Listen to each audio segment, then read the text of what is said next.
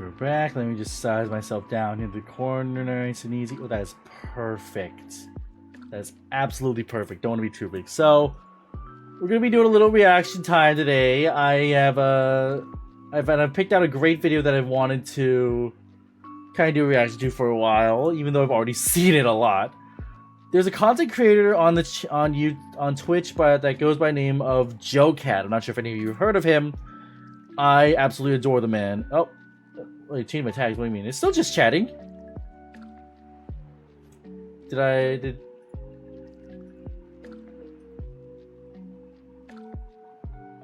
Wait, what do you mean? I freaking turned. Wait, what do you mean? I freaking turned those off.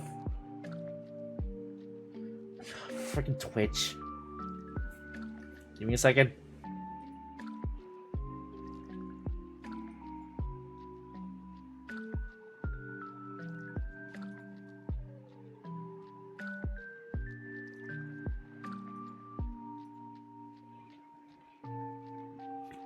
There.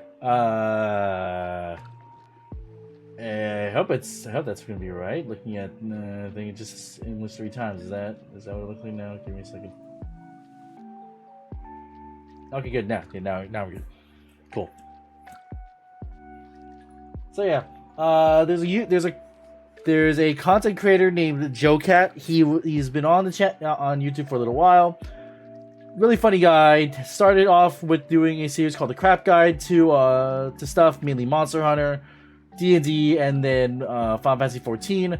Absolutely love the content that he made. I'm gonna make this up a little bigger, actually. Give me a second. Yep. It's up a little bigger. There we go. That's better. And he makes some great stuff, but unfortunately, I believe it was last year. I don't remember how long ago it was at this point. He got basically bullied off the internet for a while. It was really sad, and it was for pardon my language, absolute bullshit. Just a bunch of people complaining about something that really, really was stupid. Thankfully, he is back now. He is working on stuff. He streams every so often now, and he's back again. And I'm happy to see that. And one of the first things that he did after his return was announce he was working on a big old video that was chronicling a trip that he and his girlfriend took to Japan. And as soon as I saw that, I was super excited. I love going to Japan. I actually went only last year, honestly, in late last year. So I decided a fun thing to do today to help me practice, just switching between all the different stuff and doing all the reactions and everything. Would be to just have a little bit of a watch party. We'll watch along with this. I'll pause and give my own bits of stories here and there from my own experiences. I think it'll be a fun time. So yeah, this is gonna be just a nice chill stream. We're just watching along to this video, and yeah, let's just kick back, relax, and have a good time. Get the music off. All right, we're all set up. Here we go. Ah, there he is. I want to tell you a story about my first trip to Japan.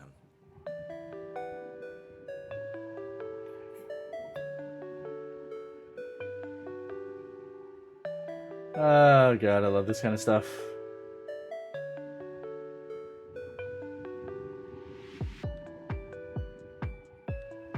So Echo and I always wanted to go.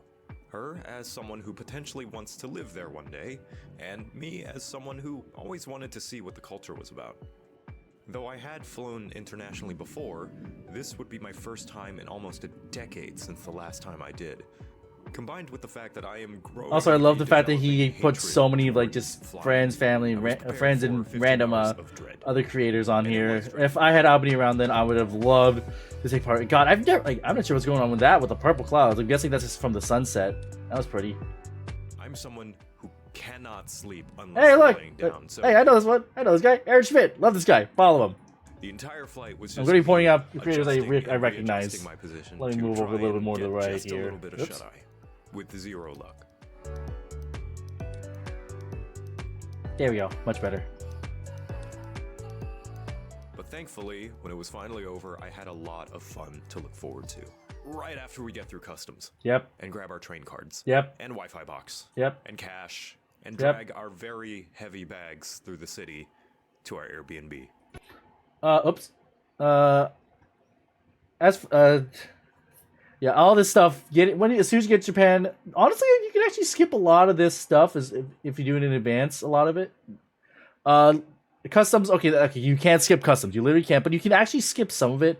There's this whole thing. I think it's like Visit Japan Web or something. It's an app you can fill out before you go. That way, you can basically pre-fill out a lot of the paperwork for customs.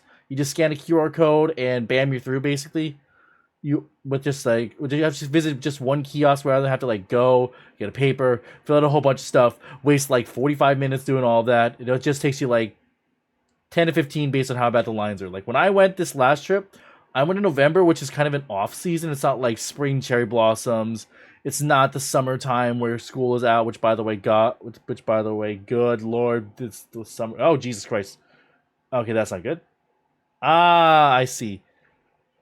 Okay.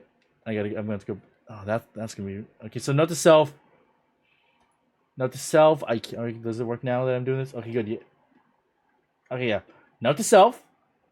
To keep it simple, long story short, the Switch emotes button is normally connected to my numpad buttons, but I'm also able to use the Stream Deck to do it, as they're just mapped to those numpad buttons. Numpad also flips a YouTube video forward. I didn't realize that numpad did the same thing. I thought it was only the top numbers. Whoops. Anyway, yeah, a lot of stuff you can do early. You can go and do you can do Visit Japan Web. Let me go back so you can show all box and cash. Yeah. And drag customs. What was it? Customs. And grab our train cards. Train card. Yeah, that one's a bit of a doozy, especially because you got to find stations. You got to find a place that does that really easy. And I don't know if there really is one in the airport. I always just brought one from a previous trip, but this was the first time, so that's one thing you got to go through every time, no matter what. And Wi-Fi box. Wi-Fi box. That is one of the most important things you can get for you on the trip. Yeah, you might get international roaming, so you don't need to worry about paying extra money for that. Good. So you don't need to pay for that. Good Lord, the freaking speed is terrible. Don't do it. Get an internet box. They're relatively cheap, and the best thing is you don't even need to have it pick it up at like the airport or whatever. Some of the services, you can just send it straight to the hotel and pick it up. That's what I did. Order it online, tell it where you're going to be staying and when you're arriving. And as soon as you check in, either you let them know, or in the case of the hotel I stayed at, they're really good service. They basically were like, they probably put a note in my check-in. So they're like, oh, this person will have a package when they arrive. As soon as I checked in, he went to the back, got the package, and boom, I was ready to go. Didn't even need to say anything. Excellent customer service in Japan. One of my favorite things. And cash, that one's a when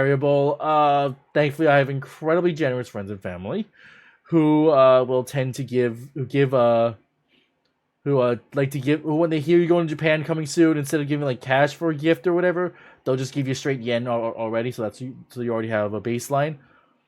Also, I'm sure a lot of places will have exchanges around them. So like there's gonna be an exchange somewhere in your area. So basically, just kind of keep an eye on the rate. Whenever it's high, go and trade them. But yeah, also I also completely missed it. The teller here, Girl DM, one of my favorite VTubers, love her.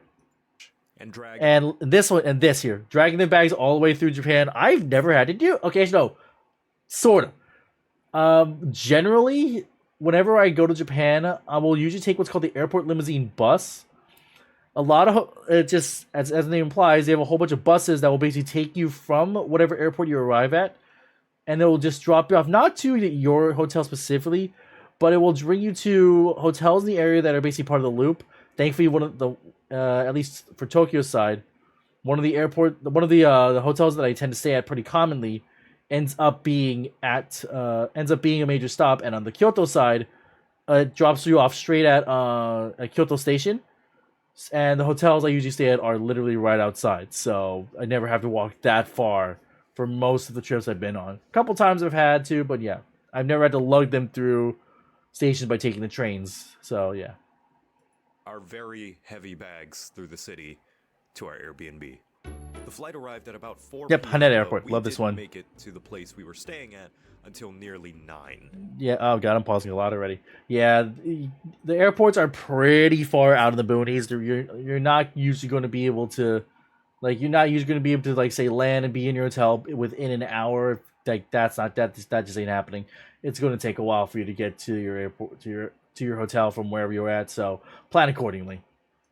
Most of the time we had spent waiting in line for our train cards since there was only one terminal. Yeah, basically everyone I'm at guessing the either the airport. time they This came was in or because just there a was tech chip issue. shortage Oh, for the that's Suica why. cards that let you use the public transit in Tokyo, and the only ones available were the welcome Suica cards, which only lasted 28 days. But that was fine because that's about how long we were going to stay. After all that was done, we finally made it to our home base for the month, an apartment in Sumida City. And also, I've never been to by a Sumida. very I'm sure it's in a convenient very nice Lawson, place. of It which looks to be we the would Tokyo visit area. daily whenever we would Yep, need a Lawson. Thank Lawson. you, Lawson employees. You are our heroes.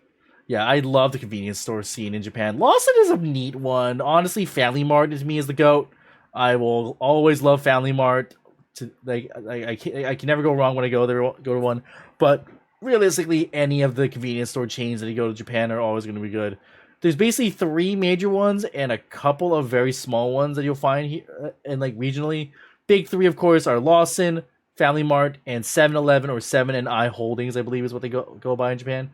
And then there's small ones like Daily Yamazaki, I think I forgot what area that one's in, but I've seen that one around a few times. I've never been in one though, but I heard their stuff is pretty good too. But yeah, convenience stores, one of the most important things to keep in mind on a trip, and is always a safe go-to no matter where you are. And so I really enjoy going to them. Yeah.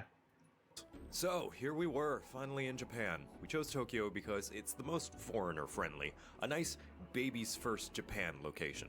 Especially considering Echo is still learning the language, and I know little to none of that Chikawa. language. I can speak Thai though.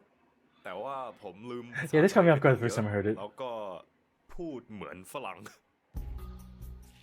There's a lot of English translations around for signage, but most impressively, the public transit was so easy to understand that as far as getting around goes, we had basically no problems finding our way around the city. So, what did we do on our first day in this new foreign country to us, ripe with centuries of culture and dozens of fun new things to do? Against the recommendations of a good friend Game of Game. ours, and basically everyone else who's ever been to Japan, we went to Kura Sushi. I'm sorry. Yeah, conveyor belt sushi's pretty great, honestly, in Japan. Like, In our defense, we don't have a Kura Sushi anywhere where we live in the US without having to fly to another state. And if we're gonna take in what Japan has to offer, why not their equivalent of a McDonald's, right? On top of that, it also had the benefit of a lot. I mean, I don't know about calling conveyor belt sushi equivalent to McDonald's. Also, by the way, Temi/Toyoki, aka the one of the major arts for Undertale. Love it. Oh, really, Luffy? Lucky you.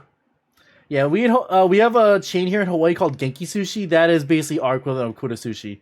You will find Genkis pretty much not as much as you used to, but they're pretty common. You'll find them in relatively commonly. Yeah, honestly, I would not compare a conveyor belt sushi place anywhere outside of Japan to the ones in Japan. The ones in Japan are way better. Honestly, yeah, and even then, I on my trip I didn't go to Kura. I went to a small one over in the stage the Kyoto station when I was there.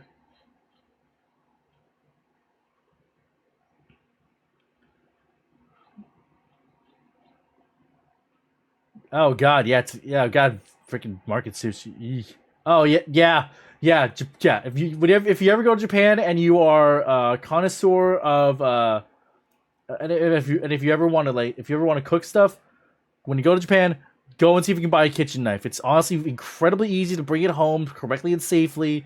They know how to do it properly as long as you declare it, and you can get yourself some fine ass kitchen tools for really cheap. Like at least comparatively, and they're at least comparatively. I mean, I've seen some people buy like $200-300 chef's knife or more, but hey, if you want to pay for quality, you can very easily find it. There's tons of great places. If I had to guess, honestly, Loopy, he probably went to what is it? Freaking dang it! I went there on my last on a couple trips ago. I went with the family.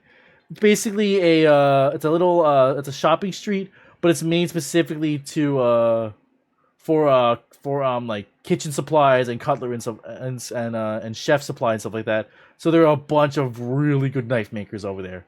But yeah, allowing people to order food without having to talk. I love Echo so how excited Echo is. Nervous foreigners with the language barrier who don't want to accidentally. Yeah, Sumimasen. That is one of the Sumimasen. That is one of the things you'll be spamming. Oh, and also every 5 plates you get a chance to win a gachapon, of which I won on my first try. The rest of the day we planned on getting a few things from Daiso. My mom spends hours in a place like that. Hey, Barry Kramer. Ueno. Or maybe Ueno is oh, yeah. in a sort of shopping district in Ueno. Or maybe Ueno is the shopping district? I don't know. But no, Ueno is not the Ueno is a city in Tokyo side. It's on the Yamanote line, the main basically big loop of towns. Yeah, Daiso's are all over the place. So we have a couple here in Hawaii too. Yeah, they're very very convenient if you ever need to get like just random little knickknack stuff, and it's also pretty dang cheap. But yeah, Ueno is honestly a really really nice city.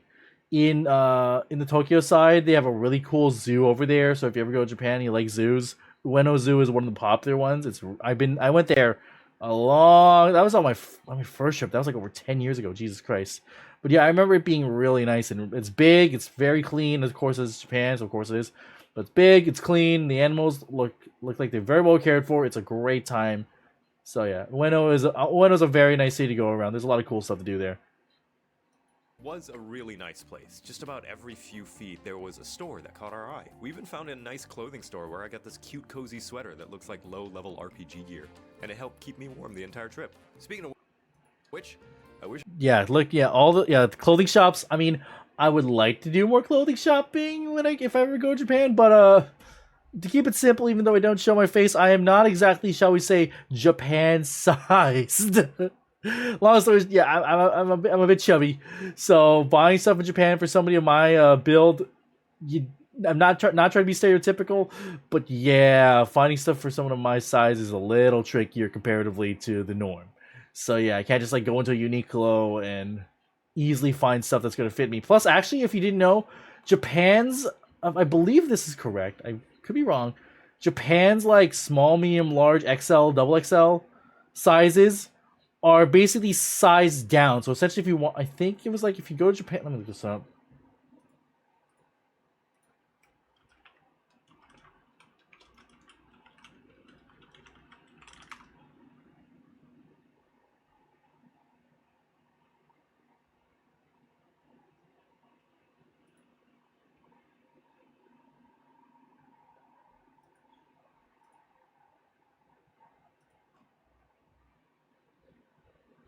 Yeah, generally, basically, whenever you go to Japan, as Armand said, one size down. So basically, if you are like me, if you're a 2XL, you got to try to find 3XL, which, yeah, good luck. So yeah. Wish I could show you the absolute amazing fashion that was on display in some of these clothing stores. If it weren't for our budget, I would have personally gotten about a dozen outfits. Fun situation that happened while we were out.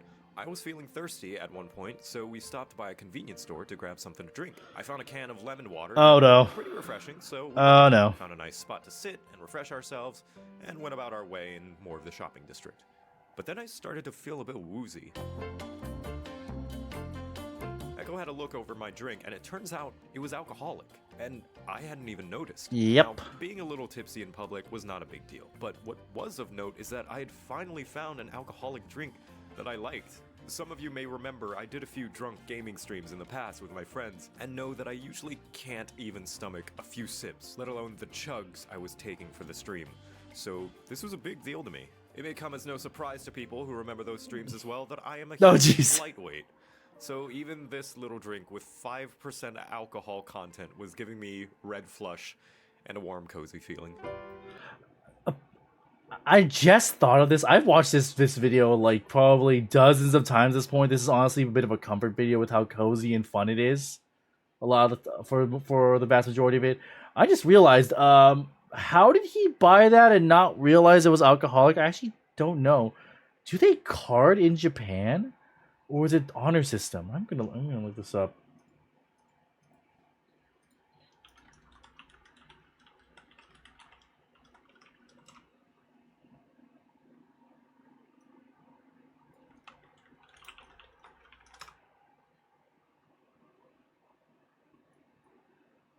Really interesting. I just.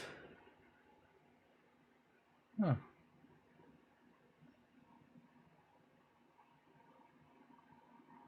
It's yeah. It's a. Huh.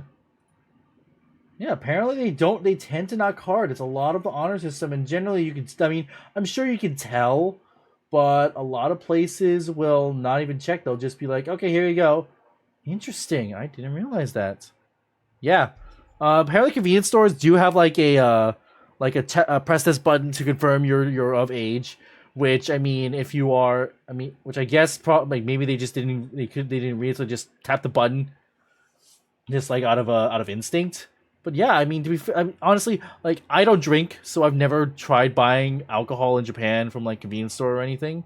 So yeah, I guess I never realized that, huh? Neat.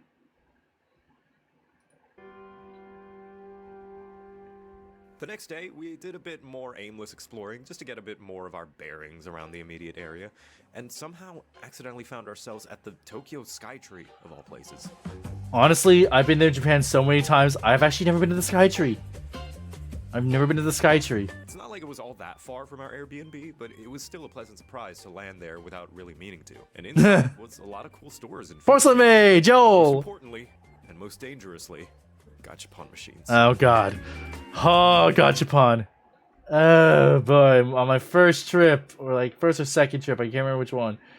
Oh my god, we'd stop for these things all the damn time. It's gotten expensive too. It's gotten freaking up. Whoops. Forgot the thing. Forgot this thing. Here. There we go. There. Yeah, freaking. They got expensive too. Back when I was going, like 10 years ago, it was literally 100 yen machines, 100 maybe 200 for like for a special one. You can see right here. Look at this, 300 for a freaking basic one. And some of the ones if you go to like a station, good luck finding one for under 500, maybe 400 if you're lucky. But yeah, they're so expensive these days. Jeez. Anyway.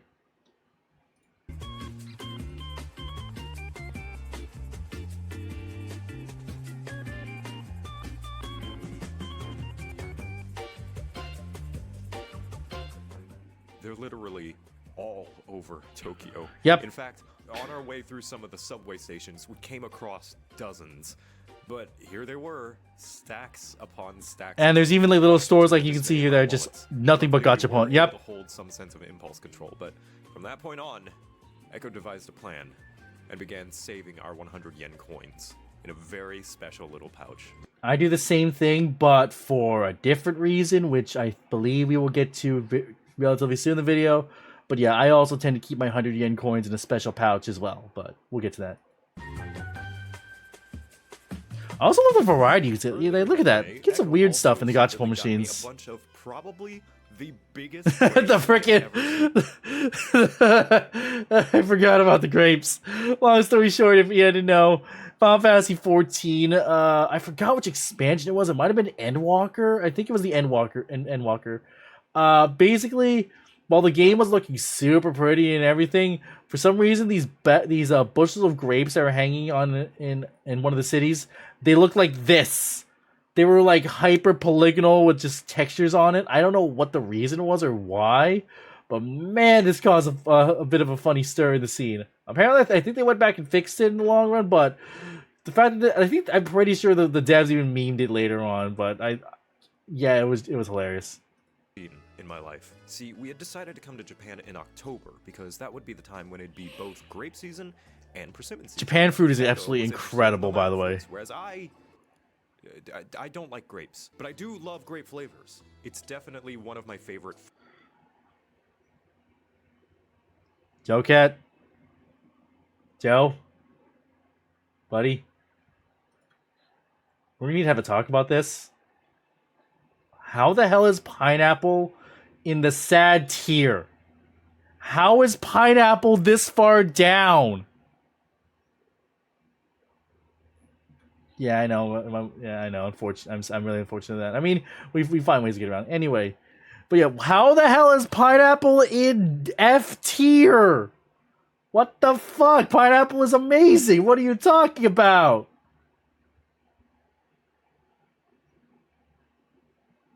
Yeah, why is cherry in F tier? Like, bro. Okay, yeah. Okay. Some of these you get a pass for. Melon, A tier. Should be S, but whatever. Apple, high tier, especially green apple, fantastic. Watermelon should be F tier, gonna be honest. Don't like watermelon. Banana. Yeah, that one's accurate. But pineapple in F tier, dude. Really? Really? Yeah, freaking yeah, strawberry, raspberry, blackberries, cherries. If this is his accurate opinions, we gotta have talk. How is lime that? Okay, actually, okay. It's not S tier. It's maybe like a B at best. Yeah, we gonna have a talk about this later. We gotta have a talk about this, Joe, buddy. Your fruit list is freaking whack as hell. Anyway, fruit flavors. And in America, there's this one drink that I really like to get whenever we go to our local Asian market, Ramune. And they had a grape flavor. Ramune is pretty good. This is okay. I keep pausing because, but I like just like chatting. This is just a chill, fun stream anyway. But freaking, okay, yeah. God, this looks like super off-brand Ramune. Like how like this is if you're gonna get Ramune, you gotta get the good stuff. Yeah, if you want to get Ramune, just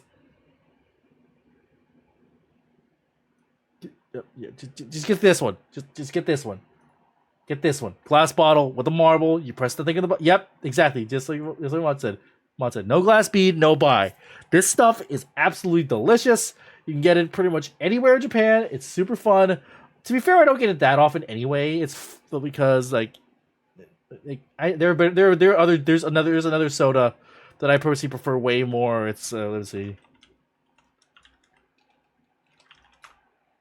There it is. This is the best one. This is my go-to. This is 100% my go-to whenever I go to Japan. This stuff is the best. I love this stuff so much. It's super good. Basically, think of it like Sprite, but better. This is straight up my favorite Japanese soda. Like, honestly, on par with, maybe even more than melon soda. Love this stuff so much. Anyway, side tangent. If you didn't know about like what this stuff is, basically there's in order to seal the bottle, there is a still in the wrong emote. There we go. In order to seal the bottle, there's a glass bead up here at the top. It comes with but the lid is a little plastic thing that basically you press down and pop it in. So basically the bottle is not resealable, but what's kind of fun is when the glass bead goes in there, when you want to drink it, you can't just chug the sucker. You got it. It makes you drink it slowly and appreciate the flavor. I love this stuff. Anyway, back to the video. I also love this candy that could be found in the Haichu.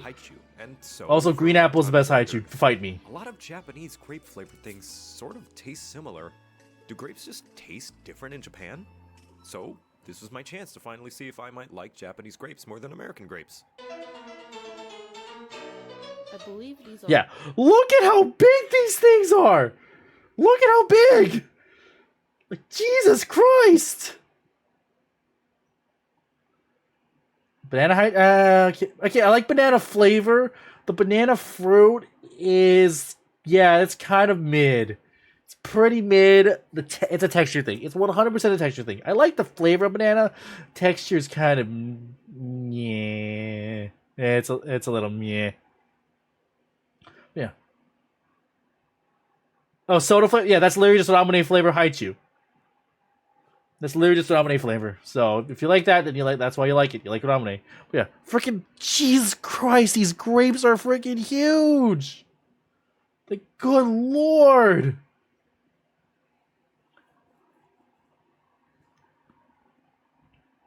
Oh my, wait, 10 cents for 10 cents like what, like one of those like this like the standard bar size loopy, 10 cents each.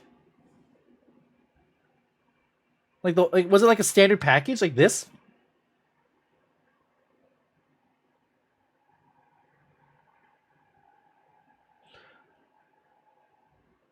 Oh, okay, so it's like a mini pack. It's not like the full size. Like the full size has like I think like 12 or so pieces in each one. So if it was like a mini one, that makes sense why it's 10 cents each. But still, that's freaking cheap. Also, 2017. God, those things are like ancient at this point. Then again, these things last for freaking ever, I swear. So yeah, I don't blame you. They're probably so good. But yeah, anyway, yeah, Japan fruit is on another level. Honestly, I've never bought the super expensive ones. But one of these days, I desperately want to find a chance to try them.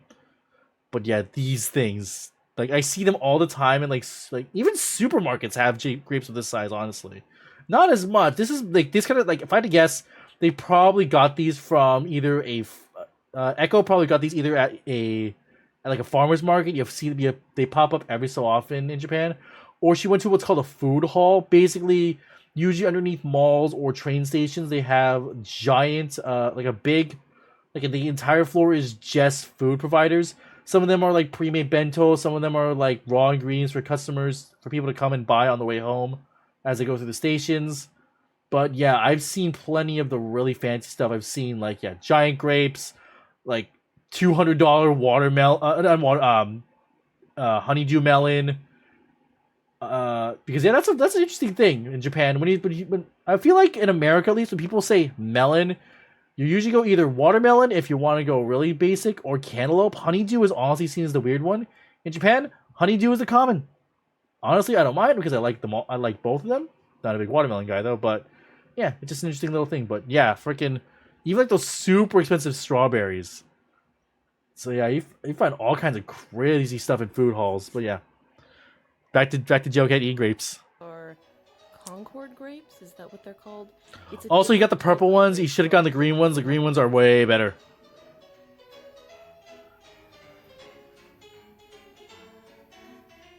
Better than American grapes, or about the same, neutral?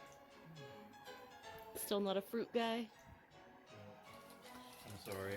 I will happily eat them. Yeah, he got as I said the Concord grape. What you want to get is it's called I believe it's Muscat grape is what they're called. The big green ones. Those things are absolutely fantastic. The best way I've had them was in it's a Taiwanese dessert called tanghulu. Usually they're done with strawberry, but a lot of places will also have it with grapes. I had that on my last trip. Oh my god, it was so good. I'm excited. Alas, I guess I just don't like grapes. Yeah, Gavin Free was wrong, I guess. The next couple of days, we decided to rest up and do some work in our apartment because, yay, being a YouTuber means you are never truly free. But that evening, we did go to what I personally consider to be one of my favorite places to go. Oh god, what was it called? It's a crocodile game. I think that's supposed to be Dan. I don't know. I feel like that. I don't know if that's a content creator. If that's from there's that crocodile game that came out a while ago. I don't know.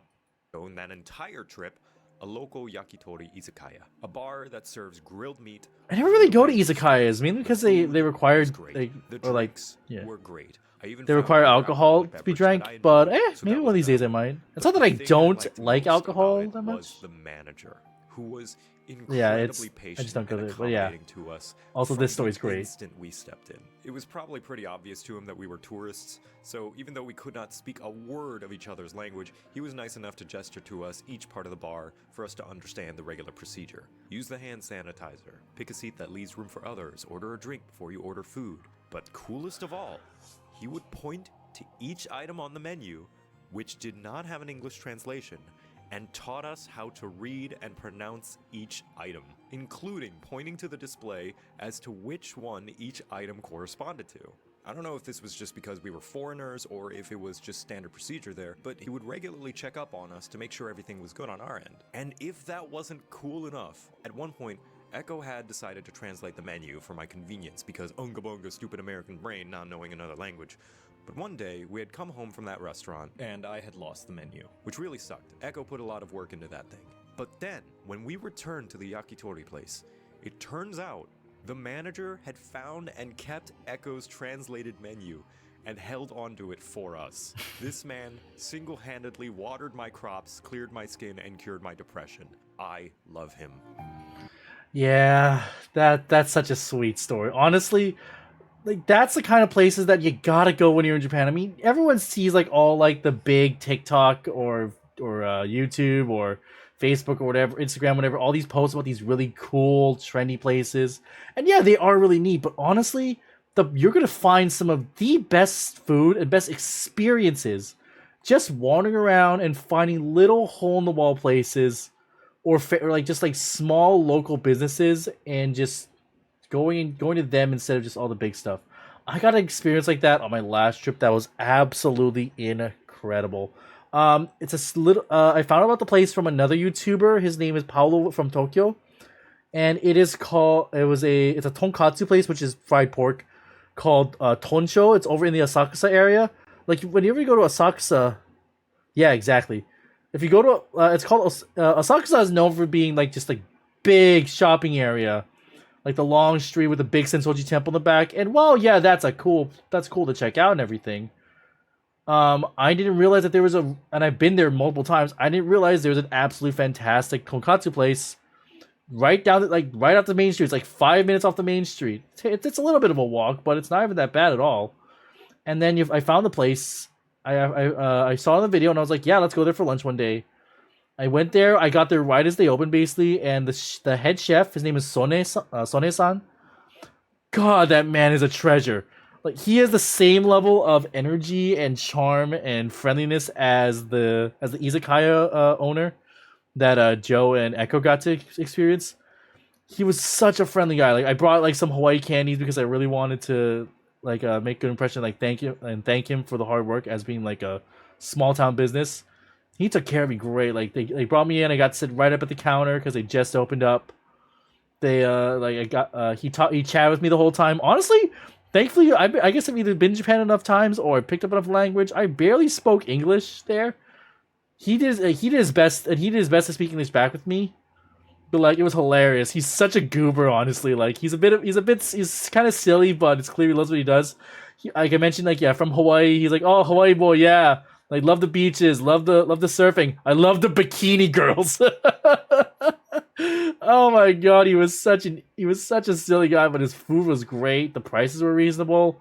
I mean, I got like the expensive like high end cut from him, which was like 3,000 yen, which is like $20. But honestly, worth it for the portion size and the quality of it, and of course, supporting a small local business. One of my favorite people that I ever met in Japan. And honestly, I might consider going back on another trip just to show people more, show them again, or just to go again and say hi. But yeah, I love these kinds of small little places, and these kind of experiences are great. Another work day, so nothing interesting going on, but what was important was that today was Burnable Trash Day. Oh yeah, this is neat. If you're not familiar, Japan has a very specific method of how they do waste disposal, and it's your responsibility to categorize your trash. Sure, they have sanitation workers pick up the garbage like normal, but it's your job to make sure the right trash is stored correctly and in the right place. In America, we only really have trash and recyclables.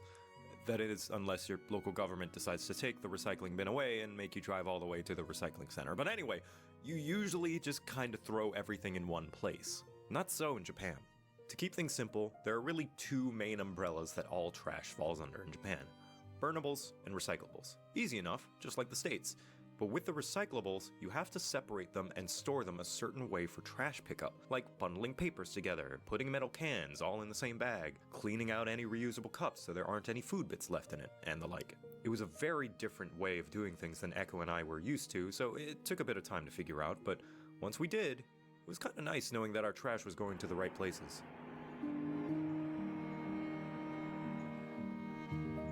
Let's go. Today was our first day of special plans. Disney Sea. Yes, like this, like one of the unique Japan parks. We could book, and Thankfully, it wasn't all that busy that day, so we never really had to worry about crowds or too long a lines. I think it was a bit more of a park than a theme park, as me and Echo spent a lot of time just sort of walking around since the rides were fairly far apart. We only really got to ride like 4 rides before deciding to call it a day, which we were overall fine with, but me personally, I just wish there were more rides for the size of the park, or if the park was a little smaller so there wasn't so much walking needed between them. We also grabbed a few souvenirs for some friends. Thank you for bringing me to France. Yeah, we'll have to check for bed bugs later. Okay. Yeah, honestly, I'm gonna be completely honest here. Tokyo Disneyland and Tokyo Disney Sea, kind of a waste if you ask me. Like, they're still great parks. I mean, it's still Disney, so if you're a big Disney fan, it's pretty cool. Plus, Disney Sea is very unique. You don't find a Disney Sea everywhere. I think there's only one in Japan. But honestly, the park is a lot smaller in size comparatively to like Disneyland. Well, Disney World cheats because it's absolutely massive, but Disneyland is much bigger. The ride selection is actually less, I believe, especially again, as he said, in Disney Sea. And honestly, because it's so much smaller and they still have a lot of people, especially if you go during like peak times of the year, you're going to be looking like we've only ever went once as a family. I went one time later with another family friend, but that one was during an off season time, so it was a lot better. But the first time we were there during the springtime, which is like a major trip time. We were waiting upwards of 3 hours. We were waiting for freaking 3 hours for freaking basic rides, just like Monsters Inc. was 3 hours. Like, we rode like maybe like 4 rides our entire time there. It was insane. If you are gonna go to the off season, and honestly, if you're gonna go to Tokyo Disneyland or any of that kind of stuff, don't go for the rides. Go for the shows.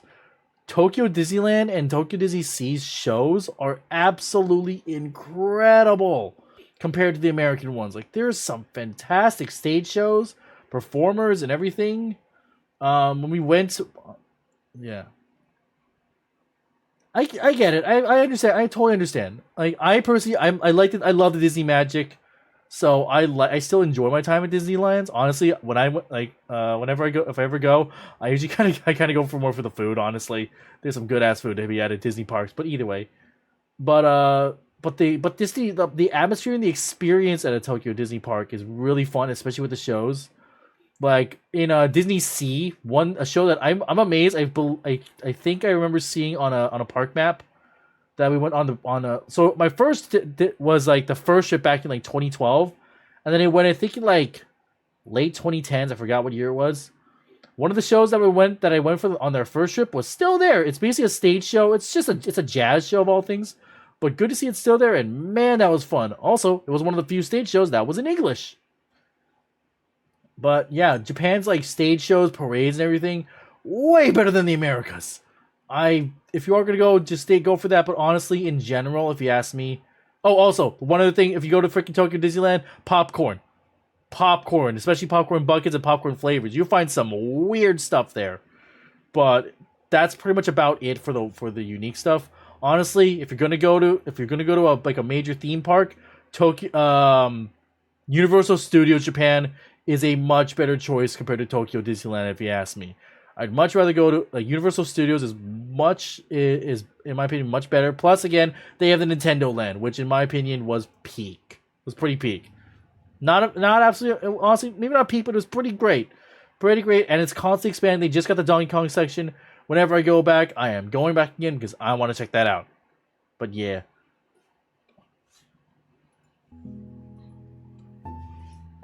Not a lot happened this day. I mostly stayed in and near our Airbnb to sort of rest up after going to the Disney park yesterday, while Echo had a girl day where she went to Tobu and got some cakes. She actually did quite a few girl days on our trip, and if you want to hear about those, feel free to subscribe to her channel where she'll tell you all about it. For me though, it was nice to just have a rest day where I could wander and take in the local area where we were staying, especially with how convenient the public transportation is. Okay, speaking of, can I just talk about the public transportation really quick? Yes, Because please. I think that was probably my single most favorite thing about staying in Japan, or at least in Tokyo.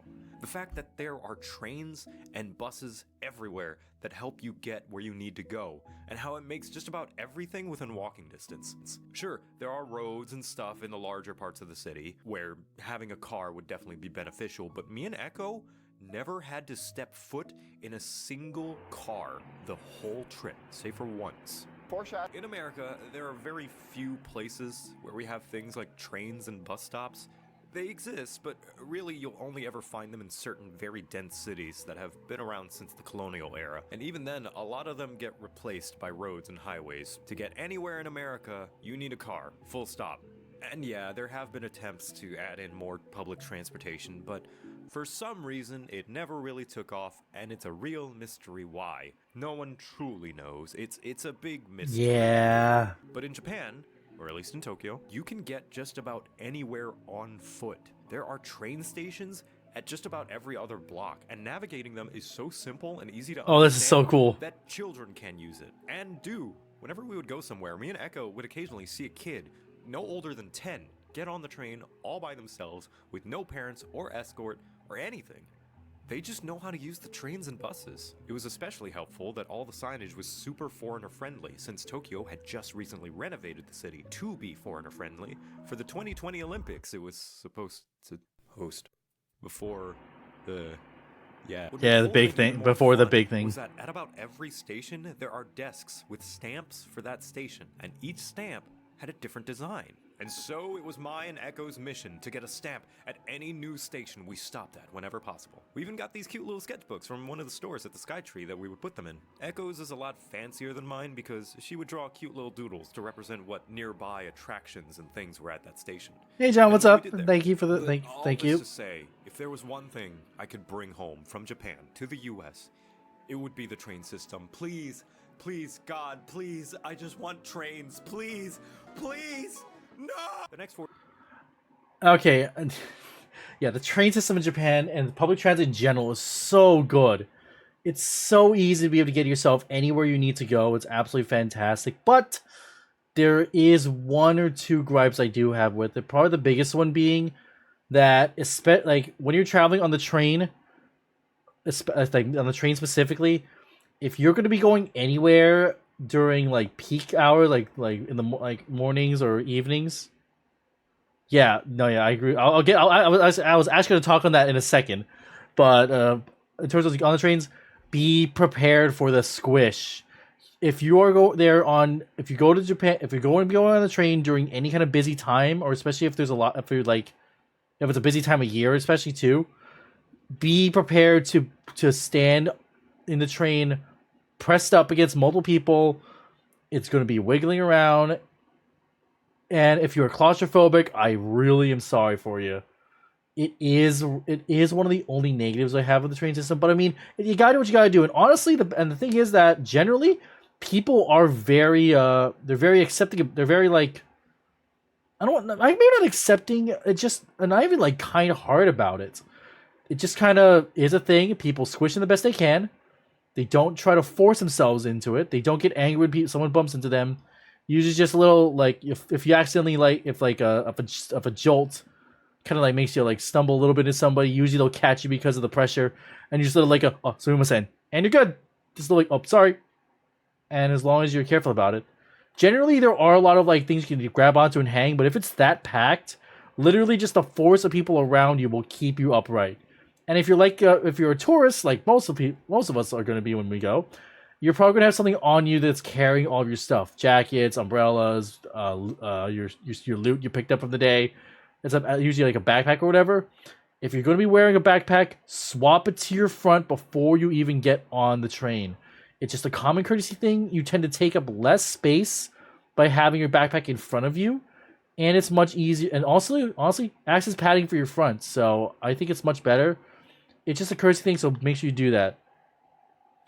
And it's sorry, I missed what my mod said, and yeah, very much true, Walker. And as you said earlier, getting a train system like that in America is functionally impossible. Very true for a multitude of reasons. The social side of it is that's a topic that a can of worms that I'm not going to touch. But the big thing I think of is people don't realize Look at how much bigger America is than Japan. I mean, yeah, we had a rail system for a little while, but that was back when most of the US was open plain lands where you could easily put a train system. There are a majority of reasons. Yeah, right here is a whole. Oh, dang, it's white on white. Oops. Nope, that's not working. Too big. Whatever. If you want, he said environment, economic, social, political, car obsession, all of these. Every single one of those is an honest reason why a train system like this just would not work out in America, sadly. So sorry, Joe, it just ain't happening. If you want to experience it again, just go back to Japan or Korea. I heard those are pretty good too. Yeah, yeah, you have a lot of freaking hyperfixations, but honestly, it's fun talking about this with you. But I agree, yeah, it wouldn't work. It just wouldn't work. Sadly, as cool as it would be, it just wouldn't work. 4 days, we didn't really do anything. God, we're only 15 minutes in. I've been stopping and chatting so much. I don't mind though. Day, head out to grab lunch at noon, maybe explore a bit of the city, come back to do more work, go out for dinner, maybe get distracted by an arcade for an hour or Arcades. Also, Dodger and Jesse. Yay! three. Check out some convenies and grab Turn the snacks, volume a little bit. I and think come it's back and get ready for it's a the little next day. soft. It was kind of nice to just wind down and take it all in. I know to a lot of folk that might sound like we were wasting our vacation days, but I don't know. Having to do something exciting and having a strict schedule every day during a time that you're supposed to be spent relaxing doesn't sound all that enjoyable to me. Now, not everyone is able to. Yeah. Whenever I go to Japan, well, to be fair, I have never taken an entire month vacation in Japan. I would love to. Maybe I don't know if I would, because the thing is, honestly, whenever if I ever go somewhere on like a trip or vacation, I actually tend to get homesick. The longest trip I've ever done was 2 weeks. That was back, I believe, in 2011 or no, 2022. Yeah, not 2011, freaking 2020. What am I talking about? I'm dumb. 2022 for the what's it called? We went to the Sapporo for the snow festival stuff. That was a 2 week trip, and honestly, by like day 10 or so, it's not like I like wanted to go home. Like I don't like I wasn't like, yeah, I wasn't like just like oh freaking stay up to please. There you go. I'm like, oh god, I want to go home. I miss home. I don't want to be here anymore. No, it wasn't anything like that. I just was like, I literally had a bit of like desire, like, man, I kind of miss my home. I kind of miss some of the stuff at home. I miss my bed, miss my friends. Honestly, I miss my America-sized toilet. That sounds like a meme, but I'm serious. That's one of the things that crossed my mind. But yeah, like that was around that 10-day mark, because I guess that's the general length of trips that we usually go on. 10 days, week and a half, I find is a great amount of time that balances a want to be able to have stuff to do without spending an eternity there. And generally whenever we do these trips, my mom is a master planner of these sorts of things. We don't have like a full on schedule. Oh yeah. My mom went on a 3-week trip over to the UK. Went to Scotland, Ireland, and England, all over the place for 3 whole weeks. But yeah, that sounds like a long trip. But yeah, we usually will plan out what we're doing on every day. Generally, unless we have maybe a class or like a Vita class that we sign up for, or a reservation at a restaurant at a certain time. Unless there's something specifically timed, a lot of it is just like, these are things that we want to do today. Spend however long you like in each of them. Like we might be like, oh, we'll go to a temple. Oh, cool, there's a whole lot of stuff to do here. We'll spend maybe like 4 hours here. We'll see. Oh, there's a cool marketplace we go to. Oh, it tends to be kind of crap. Oh, we'll stay here for an hour and then we'll leave. And then we'll just finish the day off whenever we do, and then fill it with whatever else we might find. We might find some neats, and there's time to wander and check out stuff. So I've never had a trip where I have like a strict timetable. Oh no, what technically we did, that was our first ever trip when we were on a tour, and that is why I don't like tours. You feel so rushed. You feel like everything is going, like they have to keep a very strict timetable with everybody in the group so that people don't get lost. And while it's a neat and safe way to get around, honestly, Japan is one of the few places where you literally it's super safe. Not like completely like 100%, but way more than like anywhere in America, that's for sure. So if you want to try and do a solo trip around and just do it on your own without a tour, highly recommend it. Give it a shot. It's super easy. To spend a month on vacation, whether it be because they can't afford it or their schedule doesn't allow it. So I hope this doesn't come across like I'm saying the way we did it is the best way for everyone. If I had, but we did plan. Real quick, one of my friends, whenever he goes on trips, like to Japan, he likes to just have a day where there's literally zero plan, and just pick a place and just like jump on a train, pick a city, go and walk around for a while. Maybe my next trip I'll try and do one of those days, and just if I don't find a whole bunch of stuff I want to do, yeah, I want to try and do that one of these days. Just just have no plan, just get on a train, go somewhere, or pick a city that sounds cool. Maybe you've never heard of, maybe you have no idea what it is. Go there, look around, and just as long as I'm cognizant of where I am, and I'm like I don't like, oh looks, I don't just be like, oh, dang it. I'm like, ooh, cool, ooh, spooky alleyway. Let's go take a look down this way. Yeah, as long as I don't do something stupid like that, yeah, I want to do a wander date in this next trip probably. For a whole month, specifically because we like having days where nothing's scheduled and we can just sort of go about doing whatever we want without having to worry that we weren't maximizing our vacation time. Yep. Plus, we did sort of have something special to do most of the days, as Echo scheduled while I sat sucking my thumb in the corner because planning things is scary and I'm just a little guy. It's my first day. So we did at least have variety, not just constantly on mandatory fun mode. If anyone has ever had helicopter parents, gotcha. Mandatory fun. This day we plan to go to the Book Off Super Bazaar. Oh, Book Off is great. A second monitor to facilitate my work. See, I normally would bring my own monitor, but I've had nasty luck with every single time I fly with one. Doesn't matter how padded or protected it is, the airline will always manage to break or bend my stuff. The Gmod sound effects. I said, no more packing monitors. I'll just get one in Japan. And so we did. Book Off is basically a massive secondhand store with just about everything you can think of inside. From clothes to bags to musical instruments to sporting equipment, it's got everything. We even found a few Pokemon plushes. Yeah, the plus section. What wasn't so great about it was that while we were browsing, we had a basket with a few items already, and at some point we accidentally crossed a section where that item was supposed to be stored in. And so it began beeping its alarm non-stop until an employee found us asking if we were going to buy it. In which case, we confirmed, apologized profusely, and immediately checked out so as to never bother them ever again. Yeah, I did that on an earlier trip to Japan. I don't remember which one it was at this point. I think it wasn't at Book Off though. It was at another store called Yodobashi Camera.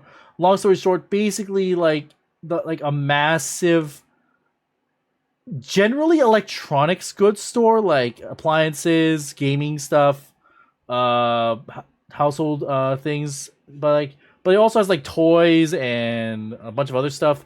But yeah, I was looking around there on a trip. I found a cool thing. I think I found like a game accessory I wanted to get. I forgot I was still holding it when I was going to go and get on the elevator to check out another floor. And when I was going to go on, I went through the detectors, and they start going off like, shit, what the, crap. Staff member comes over, and then, yeah, same thing. Just accusing, like, hey, what are you doing? They're like, oh, sorry, sumimasen, are you customer? Are you going to buy that? I'm like, sumimasen, hi. And then I went and paid for it, and rode the elevator down in shame, just like Joe and Echo did. Yeah. Anyway, side note about Book Off. When I went to this last trip, I went to one in Nagoya.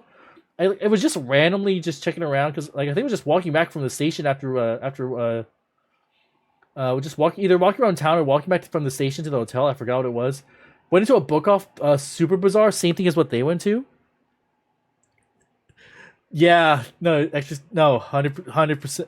Like we'll get to that in this video, but yeah, maybe. But basically with the one the Super Bazaar I went to was kind of neat. It's all they had a board game section, which they were selling a bunch of board games. Some of them were like, a lot of them are actually recognized, and they were just in Japanese. But what was also cool is they had a little board game cafe. It was basically just like a little room that looked like you could rent out or like just stay in. You could order food, like little snack foods, and just play board games with friends. I was super cool. I was like, that's neat. There's a couple places here that do that, but I never saw that in Japan before. That was really awesome.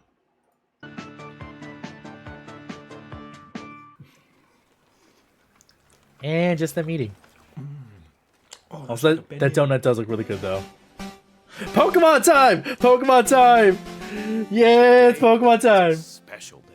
We were going to the Pokemon Center because I had planned on grabbing a bunch of plushies to give to friends back home since there's so many Pokemon and they're not always so easily available. Do these from memory. Okay, wait. Okay.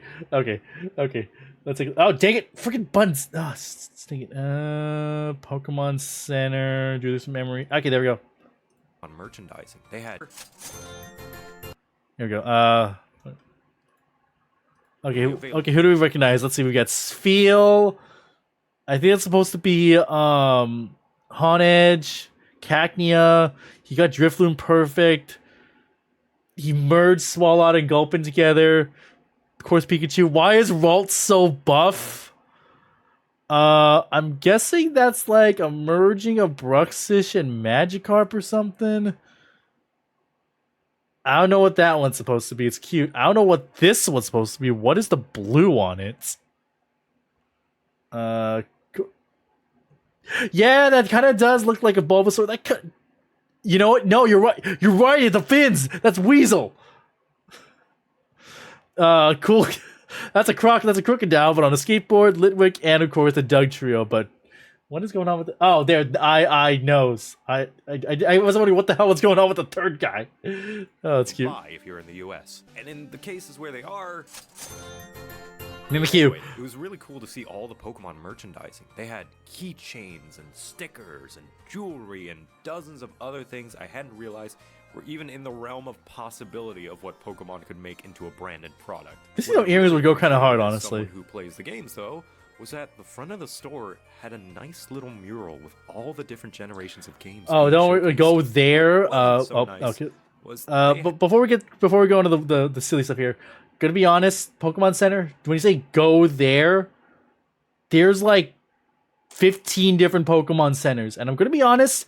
The one they went to, I know this one because I went to this one on my previous trip. This one was really nice, honestly. The setup was very well done, but it's not the one that I go to most of the time. This is Tokyo. This is Mega Tokyo.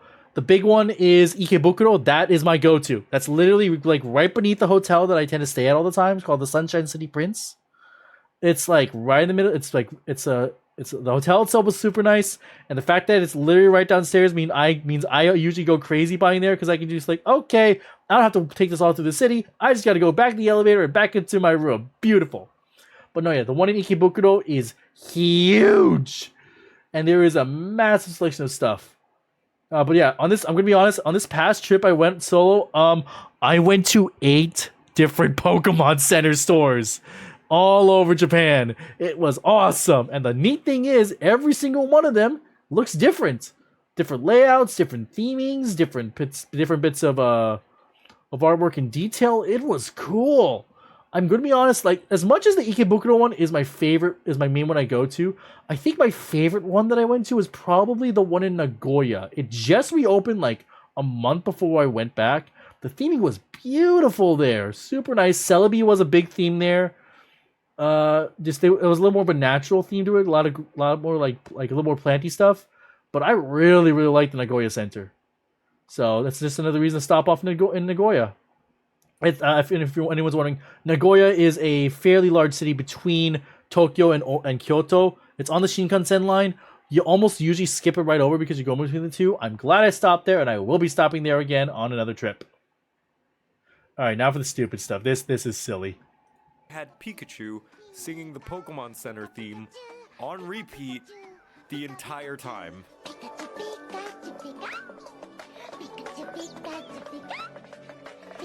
And my heart goes out to all the employees who have to listen to it for 8+ hours a day, every day, all the time. At one point, it started to really get to us, and Echo started punching me in rhythm to the Pikachu cries. Oh my god. I don't get it. Pokemon has a massive library of music. Please, just let the employees listen to something else. Free them from this yellow electric rat prison.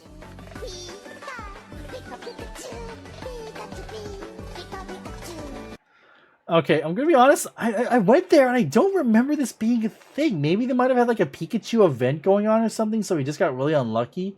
Usually, it's playing stuff from the games. Like the Ikebukuro one, I believe was playing the basic. It was playing the it was Scarlet. Of course, it's usually from whatever the current game is. They were playing the stuff from Scarlet and Violet. That I believe was the main school's theme, as well as Route 1 or Poco Peak, I believe it's called. But yeah, they were just playing the route stuff. I don't remember from most of them.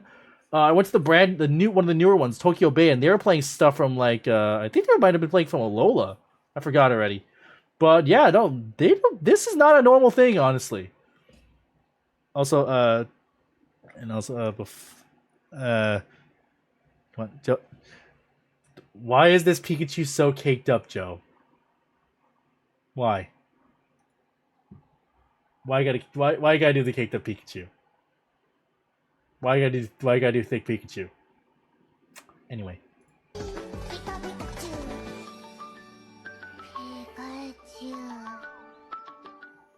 The next few days were what I was personally looking forward to the most from this trip, because they were lined with visits to a bunch of themed cafes. Two of them being themed after my favorite video games. You may know of them. Today, though, it was the Final Fantasy XIV Eorzea Cafe in Akihabara.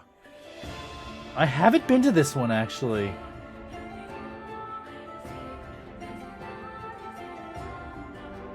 Funny enough, the very same building also had a Dragon Quest cafe and one more themed cafe that we were going to tomorrow. But what really made this special was that we had the collab cafe herself, Emi Richu, with us too.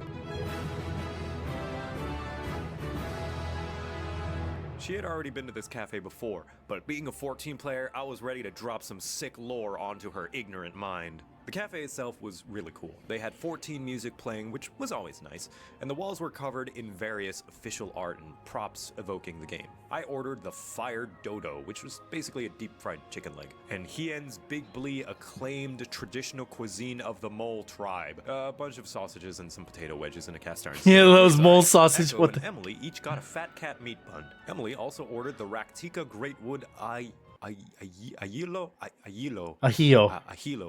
essentially a small shrimp ceviche. Ceviche. And all three of us shared a faux hollow chocolate toast, as well as the guild soaring cheese potatoes. Some cheese fries arranged like one of the attacks from the boss fight from Shadowbringers. Yes. The food was okay. My personal favorite were the fries, but the real stars of the show were the drinks. Yeah, those look Each really one nice. themed after a different character, location, or job from As you would expect, really some clever alcoholic, ways, too. some not. I got the Gunbreaker and Crystal Tower. Echo got the White Mage and Crystal Tower. Emily got the Samurai and Dragoon, and each one was super cool and unique in how they were themed around their namesake. The Crystal Tower, for example, had this rock candy pillar sticking out of the drink, just like the tower itself. The Gunbreaker had popping candies that you could throw into the drink, like how Gunbreakers load cartridges into their gunblade. The White Mage had a cute little rose representing the blood lily you used to within your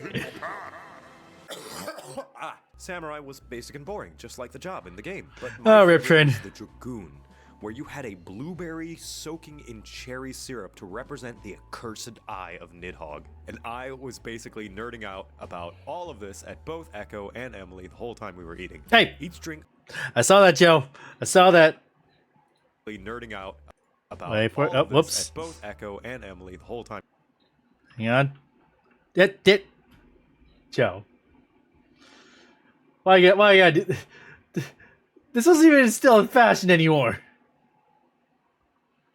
Whatever. Eating. Each drink also came with some mystery coasters as well, which had extremely nice promotional art from the various characters, expansions, patches, and events. Oh, the Scion. Emily had already been to this cafe before, but it was real fun as a person who actually plays the game to be able to share how much thought and fan service went into all the dishes and drinks in order to elevate them beyond just being named after their subjects. If you want to see her review as a connoisseur of themed cafes, she actually did a video that included Eorzea Cafe, which you can find here in case you wanted to know her perspective as a general customer. As for me though, I am extremely biased due to being a big fan of the game, so I absolutely loved it. Even so, I think it's very clear that a lot of love, effort, and expertise went into making this, not just as a good cafe on its own, but as a good piece of 14 fan service as well. And after we finished eating, Echo and Emily fought in a great battle to the death on who would pay for the check. We ultimately came out on top due to our superior numbers. And then was time for the gift shop, which had all manner of great merchandise. There were jobstone magnets and posters and plushies and all sorts of stuff. I grabbed a bunch of jobstones for my friends and raid group. Shout out to the Glam Walkers. Thank you for being the coolest, most attractive bunch of players I could ever ask to raid with. But what really caught my eye were two beautiful lore books. The first and second edition of the Encyclopedia Eorzea. Volumes of information about the 14 world, including its history, cultures, down to minute details like each region's diet, and this stuff is like drugs to me, so I had to get them.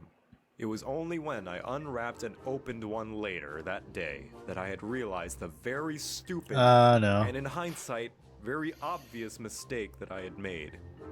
I had just bought a lore book of a Japanese game from a Japanese cafe in Japan. What language did I think it was going to be in? They sadly didn't do refunds, which was fine, but it meant I had these massive books that I could not read because I'm stupid. I eventually gave them to my good friend Shenpai when we got home, but until then, I had two heavy, physical hardcover copies of Shame to lug halfway across the planet as a constant reminder of my hubris. Oh, Joe, no. Cafe, though, we had a fun time exploring Akihabara, mostly playing at the arcades and spending a lot of change we had saved up for the past couple of weeks.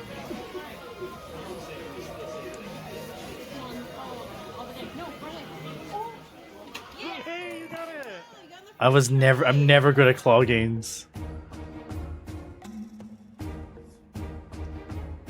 So, this day was a bit hectic, but it was the nature of reserving spots for themed cafes.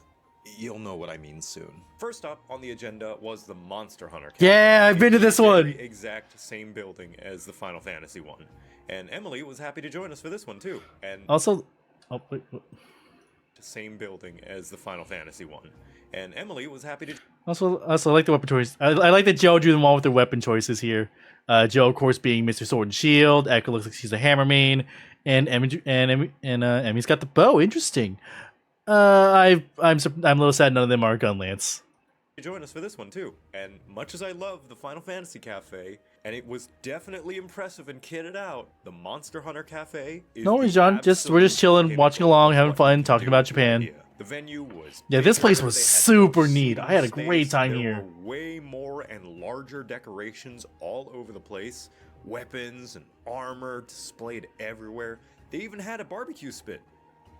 Listen, I'm not saying the Final Fantasy Cafe wasn't a 5 out of 5. What I am saying is the Monster Hunter Cafe is a 6 out of 5. As for the food, Emily and I both ordered the Teostra Fire Mappo Chicken Katsudon, served with rice and curry. And I got what I believe to be mandatory for every hunter, the expertly cooked bone and meat.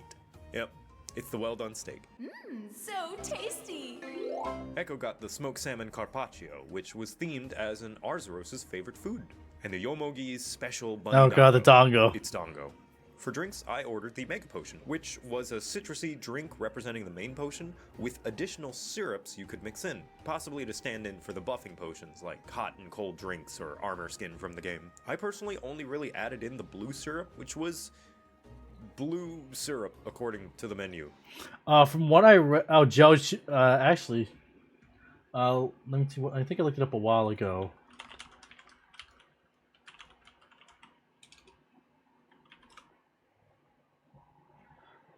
Yeah, blue is the reason why you probably like that is because blue is literally dominating.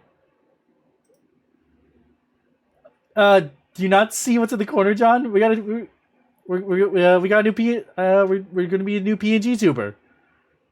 I'm a rabbit now. How's that not a big announcement? That's the big announcement. I'm going to be using this from now on, and I've got a game show in the works. If you want to take a look at it fully, I will be uploading it separately and as a highlight. I'm going to also upload it into the VOD channel. Whatever that means. The other two were not my cup of tea.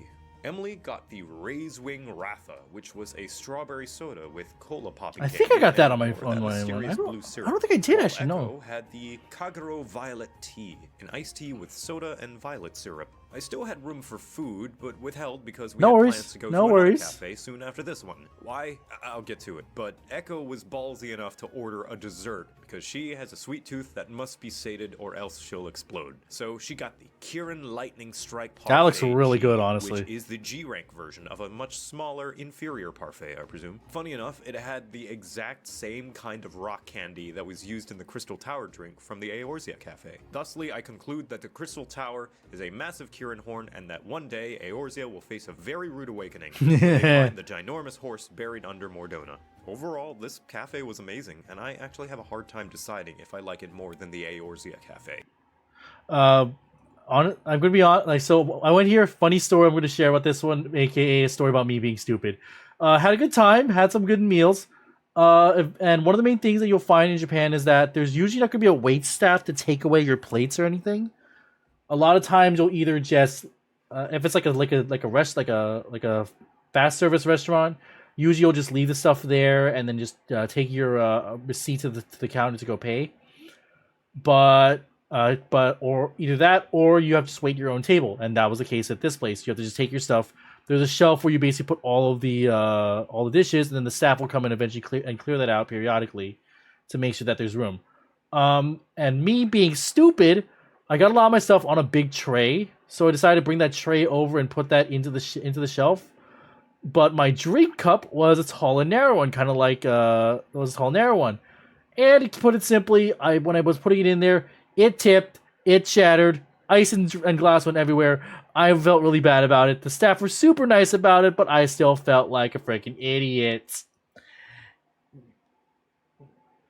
Yeah, that was not a fun time. On a side note, honestly, about this place, that's one of the neat things I saw that I did not get because I'm not crazy. Long story short, when you go to the Monster Hunter Cafe, see you Walker, have a good day. When you go to the Monster Hunter Cafe, one thing you can order, you can literally order a flagon that's literally a full liter of beer. Like, you can freaking drink like crazy here. It's kind of funny. And the thing about the price, I think it was only like 1920 or something like in yen at the time when I went, which at the time was a lot lower than 150. So I think that was maybe like, yeah, but you get like $20 for a liter of beer, and it's just freaking huge. I thought it was hilarious. But yeah, the presentation was definitely a step up, but it's not like the Eorzea Cafe was lacking in the visual department. If I had to pick a favorite, I think Eorzea just about beats it out on account that I really want to go to the Eorzea Cafe eventually. On their menu. Oh, maybe I'll do it on my next trip. The Monster Hunter one. The steak was middling, and the chicken katsu, although good, I feel I could get chicken katsu like it anywhere. So why was I saving? Before we go to the next one, I will just say also real quick, it must have been because I went there during an off season and it was rainy as heck the day I went. But when I went to go to the Monster Hunter Cafe, I actually didn't do a reservation like it said they did. And honestly, I was able to literally just walk right in. I guess because they just had openings, and they were like, I walked in, I was like, oh, I'm sorry, I forgot to make a reservation. Like, is it okay if I go in? They're like, yeah, please come in.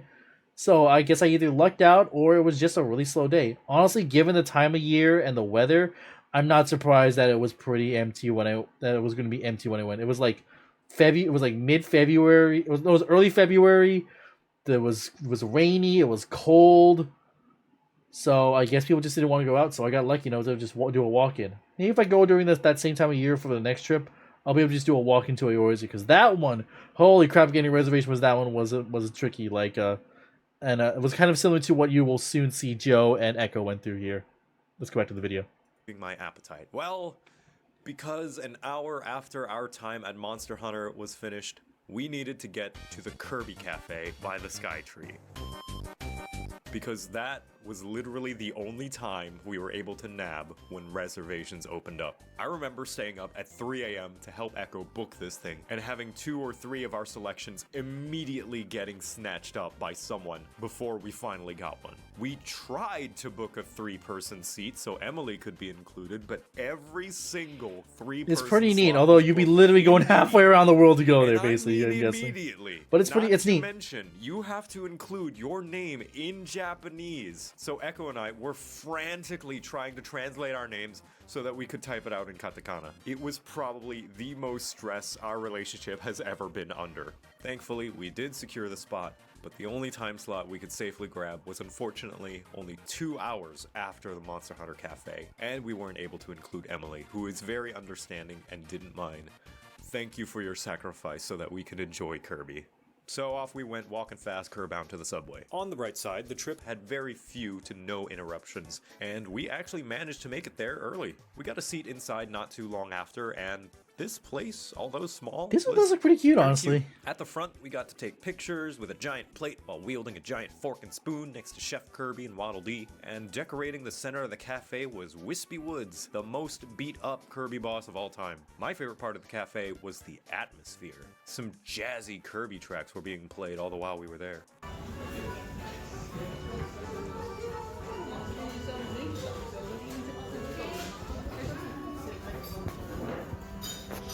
For our meals, Echo ordered the Waddle Dee lunchbox, which had a salmon and avocado rice bowl, while I had the Kirby lunchbox. Yeah, the giant which Wispy was Woods the is rice really bowl, cool. but with hamburger steaks and lots of veggies. I split it with Echo because I didn't quite like half the contents of the bowl, and I may not have been the only one because it's apparently a beef bowl now instead, which I would have much preferred. Thankfully, it wasn't the only thing I had to eat. I'm for I hamburger ordered steak to the roast beef, Kirby honestly. I think I would burger prefer the that old came with version. Pasta and corn potage. The pasta and corn potage were good.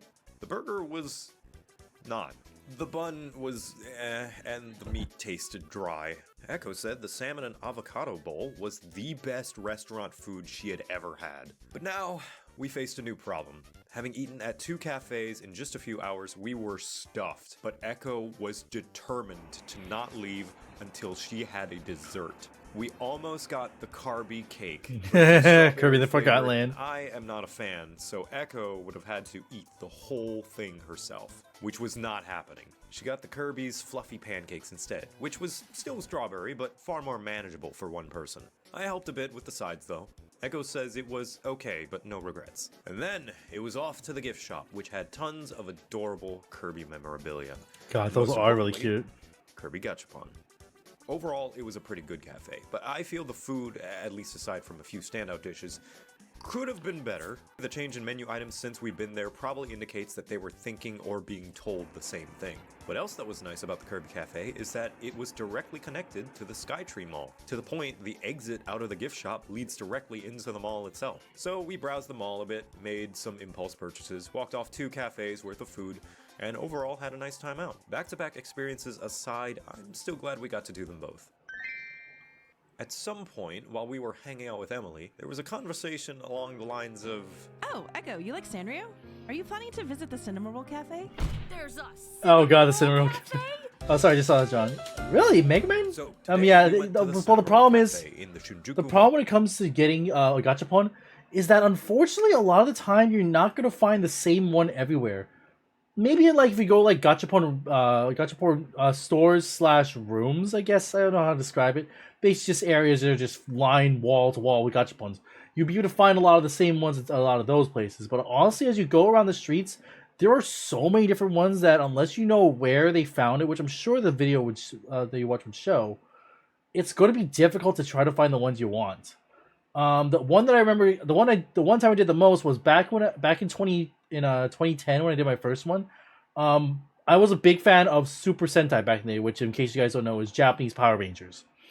And the series at the time was their 35th anniversary series, Kaizoku Sentai Gokaija, which was pirate themed. But what was neat about that one is the Rangers had the power to also transform into older set Rangers. Now, I wasn't collecting a lot of stuff at the time, but my best friend was a massive fan and was collecting them like crazy. And the thing is, they're called Ranger keys. The thing is, there's a key for every single hero, and at that point, there were 100 and not there at that point, there were 199 unique heroes throughout 35 different series. And the thing is, like, and the thing is, I was determined to try to find as many as I could, and apparently they were selling them in the gachapon machine. So whenever I saw a Sentai gachapon machine, I would try to see if I could get a bunch of keys with them. The funny thing is, they all still worked in the mobile net toy phone, and they would actually be accurate to be able to tell you which one it was. It was honestly really neat, and it's generally, if you got lucky and got some good rolls, you can get the full set for cheaper than you could buy like the full team sets in the stores.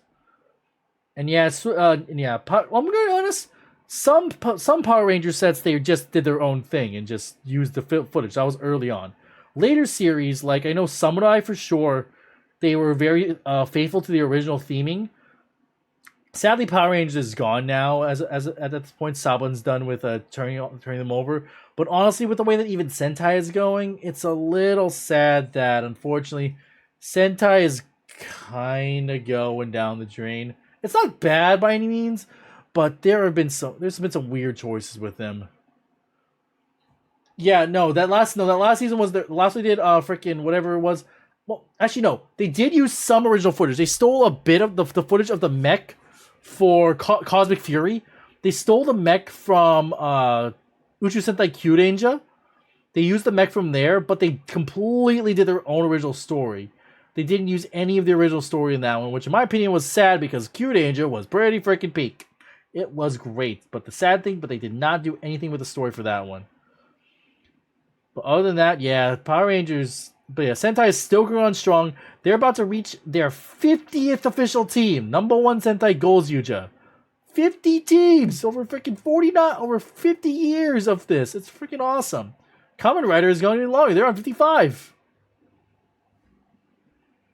Yeah, let's keep going with the video. We're kind of running out of time a little bit, and there's still a lot of video to go. Fairly small, but not very packed, so we were able to get seating fairly quickly. Sitting all around the cafe were some cute little cinema roll plushes, which gave me anxiety, considered there were some very stain-prone food around, and the boy's basically a canvas waiting to be painted on. The chopper cry. Spaghetti with meat sauce that was apparently a collaboration at the time with Totonu Konu, who is apparently a character from the manga Don't Call It a Mystery.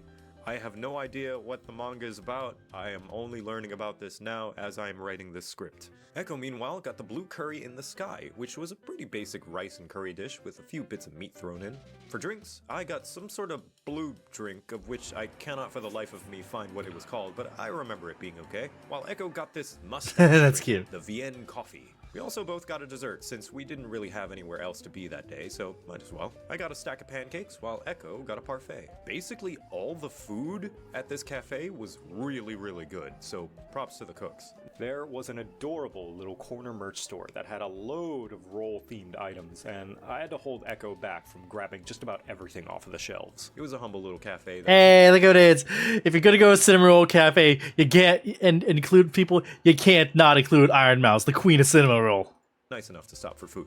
Now, after we were done, though... Also, Slime's going to the table. I just realized. I forgot about that. Earlier that Oh, was here. collecting the 100 yen coins each time we got change. It wasn't just to make some of our transactions a nice even amount, although we did do that sometimes, but more specifically, to save them all for one very important thing. What is my purpose? Gachapon. Let's go! This song's a freaking bop, by the way. Jeez. Today was our designated Gachapon day, where we would be spending pretty much all of our saved up change. About 20,000. Jesus Christ. Joe. My bro. Echo. My girl. $130 on just Gachapon. I don't think even I can do that. To be fair, I probably could do that when it comes to what I save the money for. I save it for arcade games. We'll talk. I'll gush about that in a minute, but let's just watch it. This is great. Yen's worth. Jesus Christ, $130, 20,000 yen. Half of the day was dedicated to feeding Gachapon machines and collecting their precious little toy poops. We were ecologists on the hunt, and our quarry was a wilderness of plastic. We bounced around both the Shinjuku Mall and the arcades in Akihabara, basically until there were Yeah, look at this. Look at all the random interested in. silly stuff And you find. We got loads of cute little things that will forever decorate our house and accessories. I love that little gachapon chef. So, hey, it's Spaghettito and Quaxley. And become cramped. Choking hazards. The wallet abuse was not over. Yep. You see, we were at an arcade. Yeah, this is my scene. Not claw games though.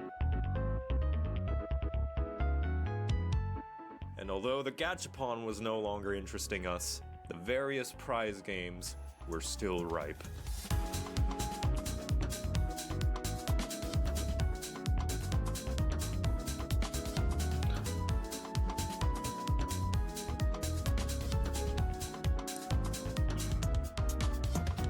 And not to brag, but I was a master of crane games. On more than one occasion, I managed to first try prizes that were giving Echo tons of trouble. What can I say? I have magic fingers. Joe, if you ever do end up watching this video, gotta ask, was this a reference to Mr. Red, White of Blue Core from Ace Attorney?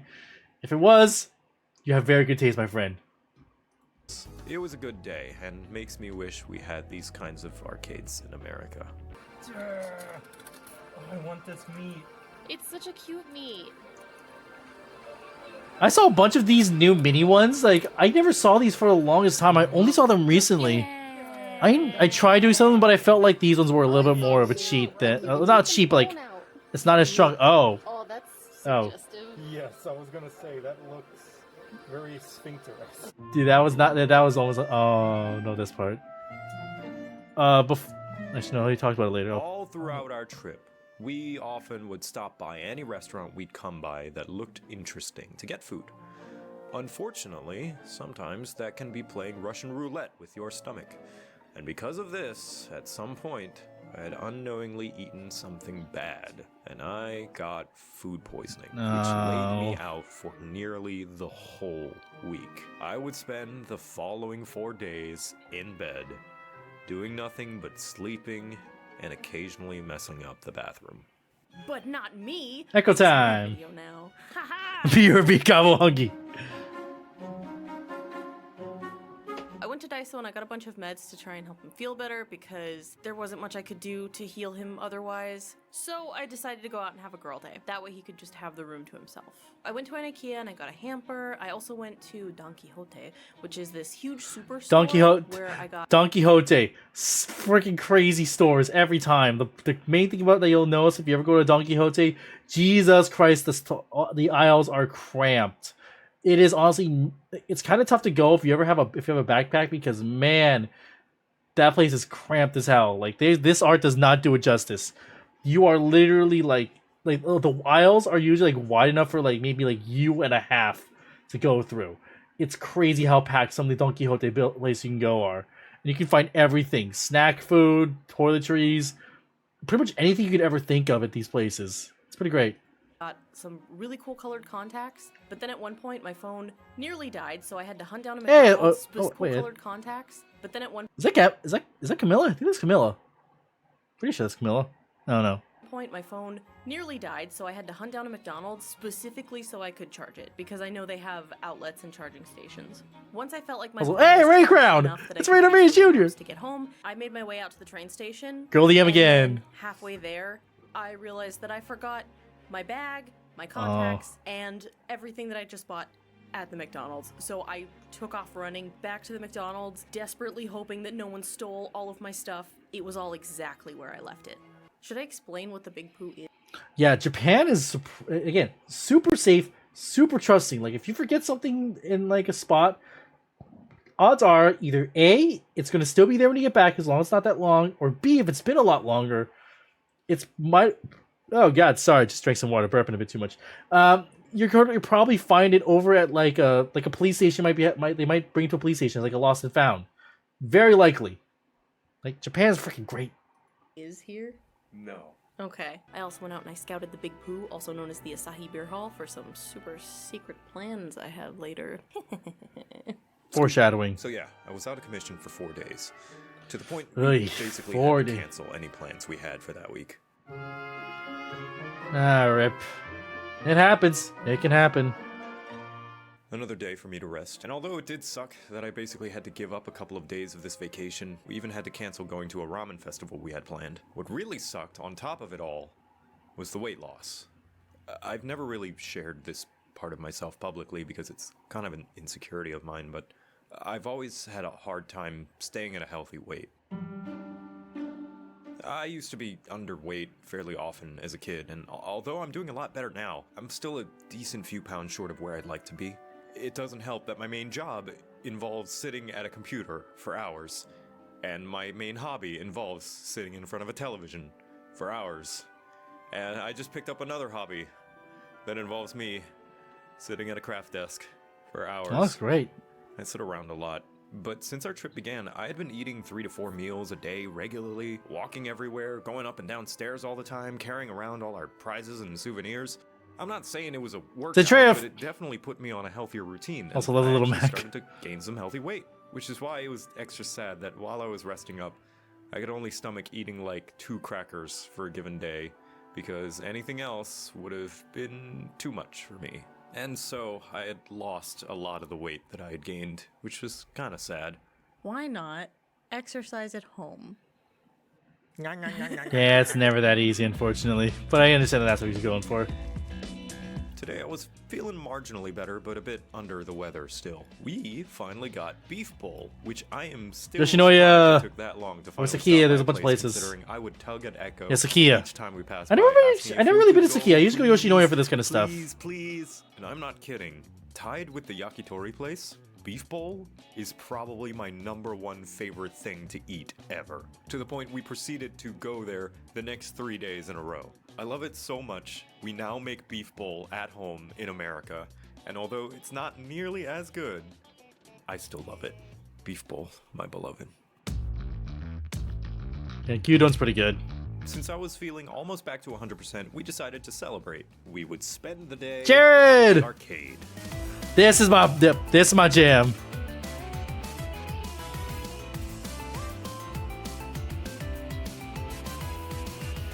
And can I just go on another happy tangent real quick and say I love Japanese arcades. Sure, we have a few back home in the US. Rasagiwi! Fine and all, but something about the fact so many of the ones in Japan have prizes attached? I don't know, I want more of them. Echo too, maybe even more so. It's kind of dangerous.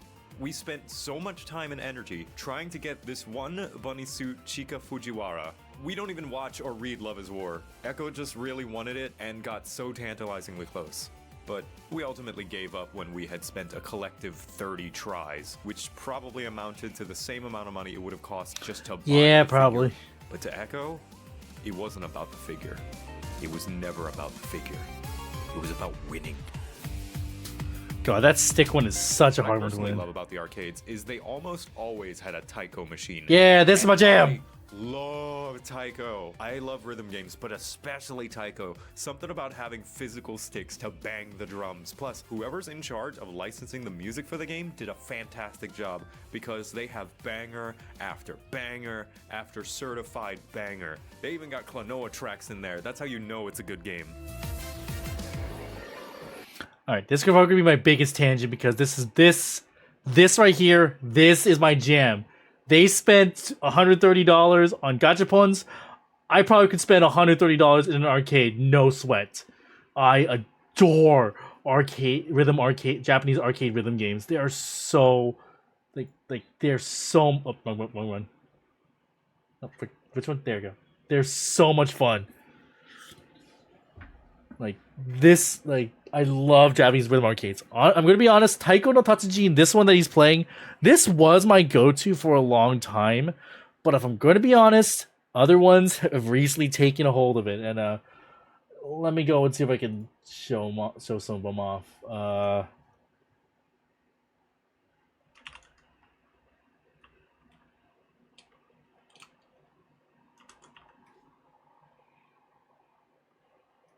Let me just pull up, just get a window with a bunch of them.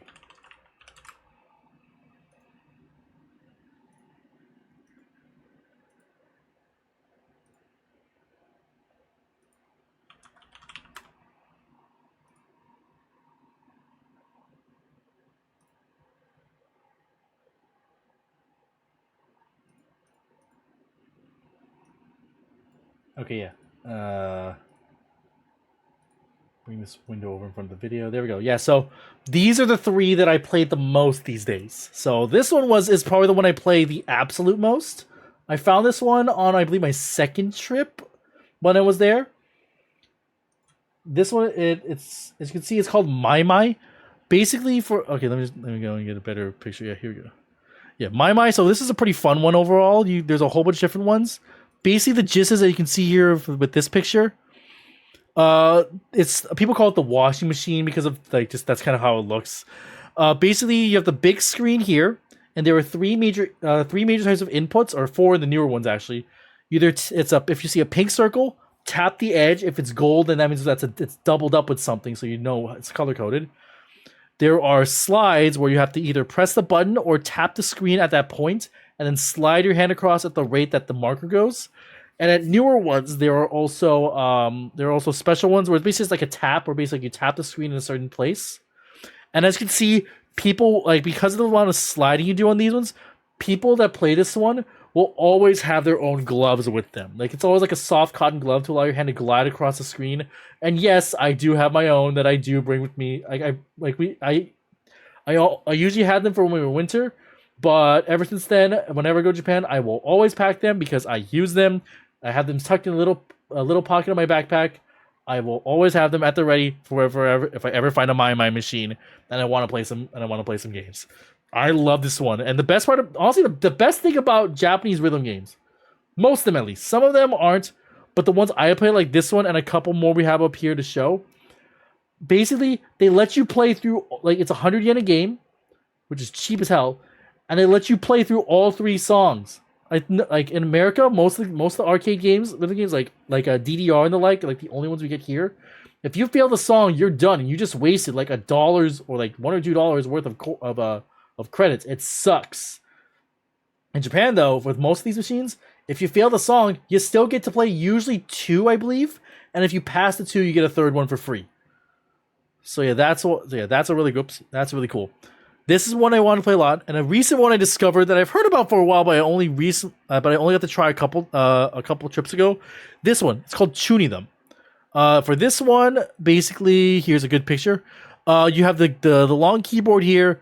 It'll show you what area of the thing you have to either tap, slide, and there are these sensors on the side here that you also have to raise or drop your hands down according to what's on the screen. This one's pretty fun. The only thing I don't like about this one is because it's hard plastic, even while you're wearing gloves, which I always do, although a lot of people I see don't, your fingertips hurt after only half an hour of playing. It kind of sucks. But yeah, this one's really solid. But the recent one I found I absolutely have adored is this one, Ongeki. This is pretty cool. Basically, the shtick is, where's a better picture of what goes on with Ongeki? No, there's not a good picture of people. Oh my god, there's a home Ongeki station. Oh, I'm tempted. Here, there we go. Perfect. So basically, your main setup will be like this. One hand will be on the joystick in the middle. One hand will be on the buttons, which are red, green, and blue. You basically have these 3 units that you control in the middle. It's part shoot 'em up, part rhythm game. Basically, you have to just keep them on the track, and if a red, green, or blue comes, hit that one. There's holds. There are also a pink or a purple button, which if you look here, yeah, rhythm up. I like that. I really like that. That's a good one. I like that. There's also these buttons on the sides, which you literally have to just smack your hand into. Honestly, a lot of places that I went to, they put like a sponge on here because some gamers really slam their hands into those buttons when it comes to hitting those buttons. But yeah, this one was super fun. Oh, that's a video. But yeah, this one's super fun. The only thing, but what's also kind of neat about it is you see like all the different characters that that you have in front of you. But the characters. This is the thing about this. Yeah, there's a second thing because you know what this game also is? This is also a gacha game. You literally can pay real money into the kiosk on the right to get character cards that you can then scan for the game in order to level up and basically get different abilities to try and beat harder songs. I did not spend any money on those. I just used the trial characters. But good lord, if this were ever around, I don't know how I'd spend. I already spent enough in Genshin Impact.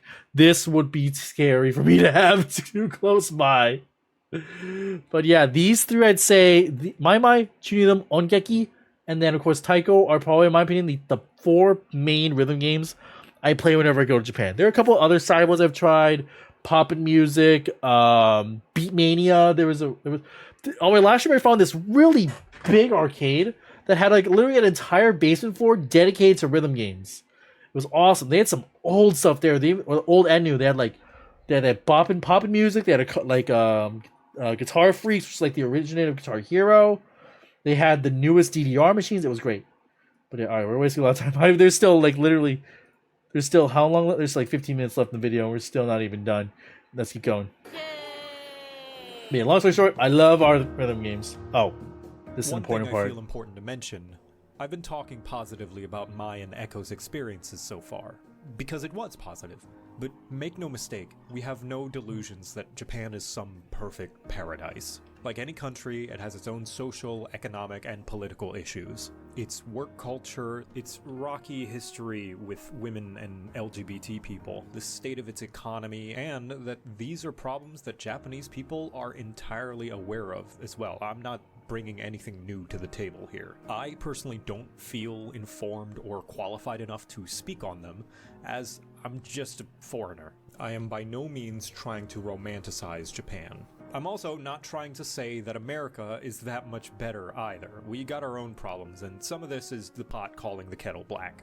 I lived the first 11 years of my life in an Asian country. I know firsthand what differences in culture a few thousand miles of land can be. We just wanted to enjoy that freshness of a different culture for a bit before returning to our normal lives. Not trying to say anything more than that. But I just wanted to mention that somewhere in here, in case people got the wrong idea that this video is Japan good, America bad. I am glad that he did touch on that. Honestly, I'm not gonna sit again. Just like him, I'm a foreigner from another country. I don't have enough experience with that sort of stuff in order to be able to speak on it at all. And honestly, just in general, this channel is just this channel I've created. I try to keep politics and everything out, politics and stuff like that out of here. It's not like, but it's not good to ignore it either. Long story short, basically, yeah, he's right. And Japan, while it is a really cool place to visit as a tourist, like it's not perfect. Nowhere is perfect. No country is ever perfect. That's just a plain and true fact. And it's good to keep in mind that like not every like maybe the place where you're at is having some strife or some issues that are going around, like, but while you might really enjoy a place as a tourist, living there has its own set of things that just aren't taken into account during during your time as a tourist. So it's always good to keep that in mind. But yeah, thank you for touching on that, Joe.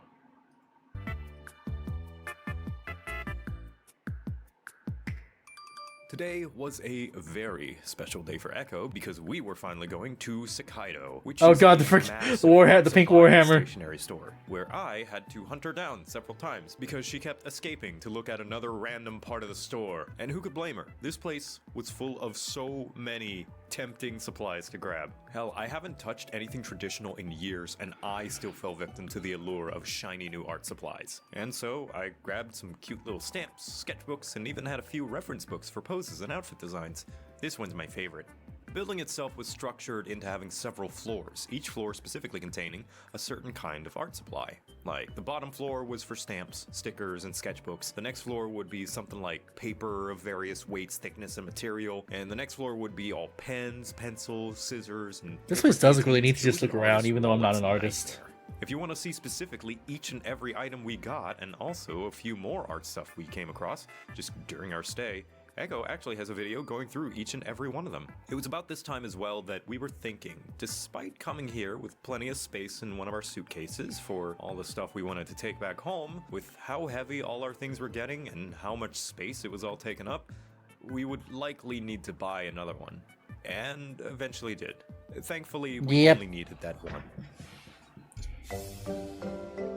That's the crazy thing about going on a vacation to a place like Japan. Special, though not one that we planned. So Echo really wanted to go to the Asahi Beer Hall. Asahi being one of the largest drink producing companies in Japan. Think the Coca-Cola company or PepsiCo if they also produced alcoholic drinks. They're also responsible for my new favorite drink of all time now, melon cream kelp. Melon soda is which so I good. would have to grab anytime I saw it in a vending machine. No God, matter what. melon soda's the Seriously, best. If anyone knows how I can get this in the U.S., please tell me. Anyway, Asian being such a massive Joe, Asian markets, you are going to find that stuff. I guarantee it. Just find an Asian market in your area, wherever you are now. You're going to probably be able to find it pretty easy. I swear. Go for it. company, they have a couple of massive buildings in Sumida by the river, which are supposed to symbolize a tall glass of beer and what I assume to be a shot glass with foam whisking over the top of it, tapping together for a cheers. And yeah, it's supposed to look like foam. At least that's the intention, but oh no! Echo wanted to go to the Sky Room, a restaurant they had at the very tippy top of the beer glass, which has a gorgeous view of Tokyo. The food there was okay, nothing mind-blowing, but a pleasant enough meal. I had a sausage link and some pizza, while Echo got a couple of alcoholic drinks because she was very nervous for some reason. And it was there, while we were enjoying our food, looking out over the beautiful Tokyo skyline, that I was thinking out loud. This would have been a great place for me to propose. Sorry I don't have a ring, but we'll consider this our engagement trip if that's okay. My heart is like a jar of pickles, kinda sour. Oh my god, I'm so happy. I was so happy when I saw this for the first time. Oh, it's so cute. Deep fried that I It's so cute. My heart is like a jar of capers. A ball Yep, of I'm so happy for it with both of them. myself.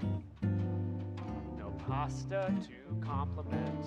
Contemplating time spent sitting on the market shelf. So yeah, Echo proposed to me right then and there. Look it, we took pictures. A place we would highly recommend if you're ever in Tokyo. Thank you, Asahi Sky Room. God, it's so good. I'm so happy for the two of them. God, I'm tearing up again, even though this is like the bajillion time I watched this. Oh, I love it. And I just also love how the fact how Joe constantly being a guy to buck traditional norms, like he's always been someone to just say screw it, but what's normal. I just do my own thing. Like there, like before everything happened, he used to do some like IRL camera stuff, and like one of the things he did for a couple streams, literally was just trying on dresses or like traditional female clothing like that. Honestly, man pulled it off well. And if you saw with his Catboy, guy has a cute little bow in his hair. He's never adhered to gender norms as they are in society. And here it is. Echo was the one to propose. I know. He really does. I'm glad to see that he's back around again, streaming more often, just having a good time with people, spending time with his friends. It's glad to see him back again. And I'm glad that they had such a good time on this trip. Alright, let's keep going. We're almost there. We wandered the city a bit more, and when we were hungry again, decided to stop by a ramen place at the recommendation of my best friend, buddy, pal, friendo, Shenpai. Hey, look at that, you're in the video 2 times in a row. Hey Shen, what's up? It was called Ichiran, and it was located in Shibuya, the big city. It was quite a long line when we got there too, but when you go in, they assign you a seat along this lineup, where each person has their own little space to eat ramen. And in the center is where they took your order to prep food. They give you a little paper menu where you get to pick your noodle size, firmness, how much broth you want, the concentration of the broth, how many contents of food you want in it, the works. And I know I've said this a lot for a lot of the food here in Japan, but this is the best noodle dish I have ever eaten in my life. Thank you so much, Shen, for recommending this place. Echo and I were lamenting on the verge of tears, recalling this part to write for the video, because the noodles were just that good. Alright. Hot take. Really hot take here. Please don't kill me. Honestly, I feel like ramen in Japan is a little bit overrated. Don't get me wrong, it's freaking delicious. It's great. And if it's your first time there, find a place to go. And although I'm going to be honest as well, Ichiran it's good, but it's a chain. You're better off trying to find a little like a tiny little hole in the wall ramen place, and you're probably going to get even better ramen than you would at Ichiran. Like legitimately, like the whole as you said earlier in the video with like mom and pop restaurants, like the izakaya place they went to, and Tonsho like I went to, you're gonna find some damn good stuff that you're gonna go to that isn't like the main run stuff. Right, but honestly, in the long run, when it comes to noodle dishes, Japanese ramen, while good, is a solid like high B at best. I'd rather have stuff like yakisoba, curry udon, just udon over ramen in general. But there are other noodle things I would much rather personally have than ramen. But I ain't gonna say no to it. Of course not. Why would I? And also on the side one in terms of dashi, the broth. Also, tonkotsu is overrated. Miso broth for the win.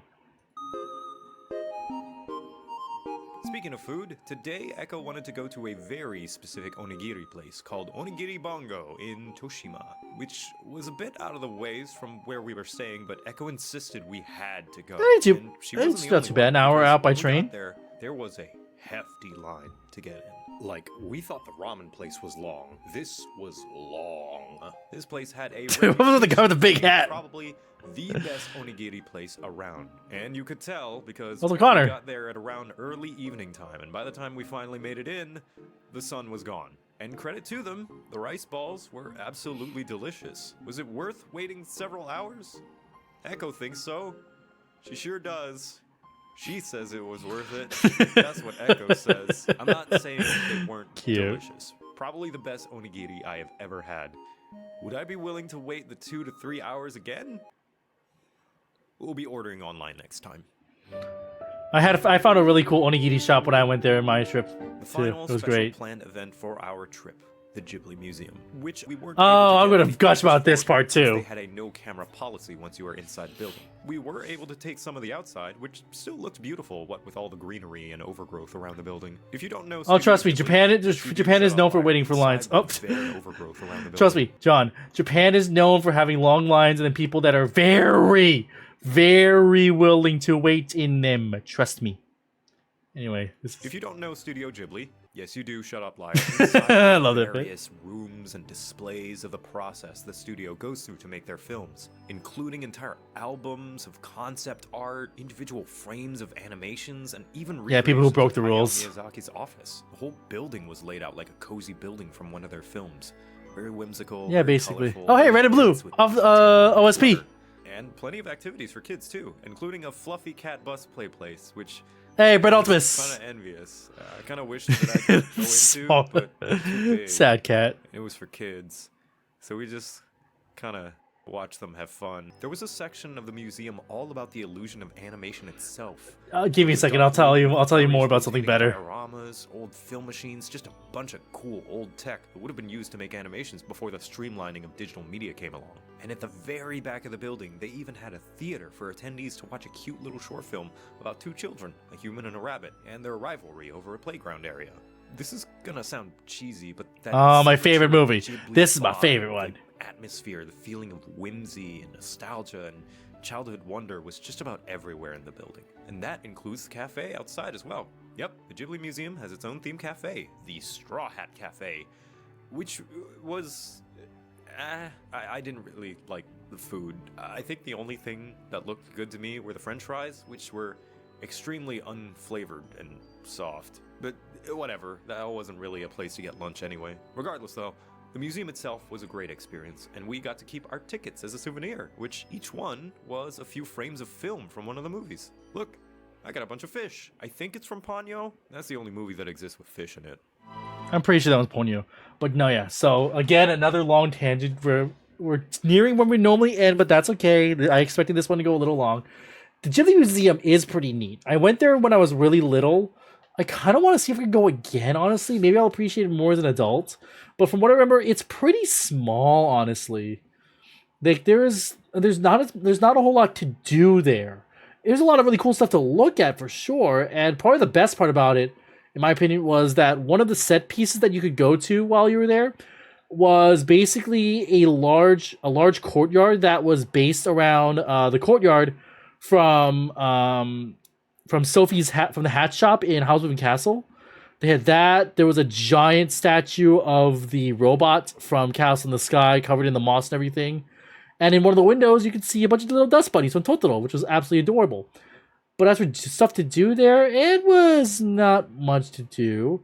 But if there's another Ghibli place that I went to on my last trip that I absolutely adored, but I have some gripes with, Ghibli, what's called not Ghibli Museum, Ghibli Park. Let's see if I can find some stuff for that. Yeah, Ghibli Park. What's really cool about Ghibli Park, basically, it's a massive park that's basically it's kind of it's not exactly Disney-ish. What's kind of neat is basically it's an actual public park called the Aichi Peace Park, I believe. Aichi 2005 Peace Park or something like that. It's a big old public park, absolutely beautiful. But basically the how it works is basically there are these sectioned off areas that you can only get into if you have the tickets for the park sections, and each one is based on a different film. Let's see if I can find a map of it, just so I can do it quick.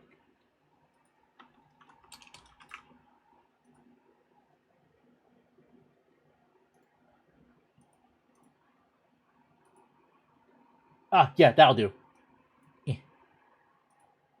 So yeah, this is like the layout of the park, here. If you look, so yeah, basically like you come in over here at the parking at the entrance. This is the tower in, and there are 5 major areas based on different 4 of them based on film, based on different parts of the film.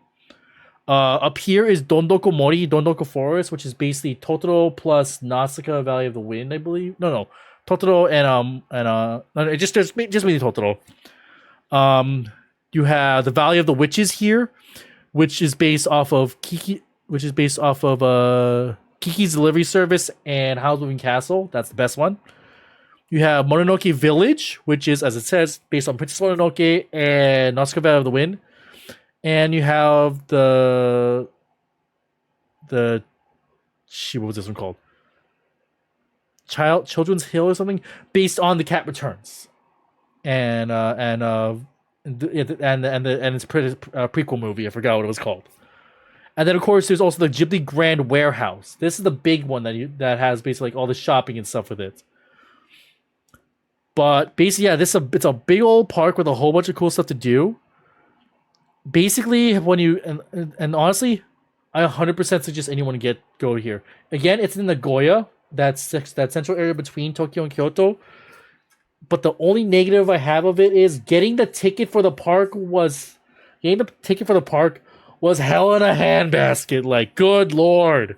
So, how it works basically is tickets for the park go up monthly, 2 months in advance on a specific day at a specific time. There are 2 types of tickets you can get as a tourist: the basic ticket and the special ticket. The basic ticket allows you entrance to each of the 5 areas once throughout your day, with your entrance to the Grand Warehouse being a timed slot. The other ones you can go whenever you want in the day, but you can only go once. But the Grand Warehouse, you have to go at the specific time you signed up for, which will be on your ticket, which will be usually on your phone.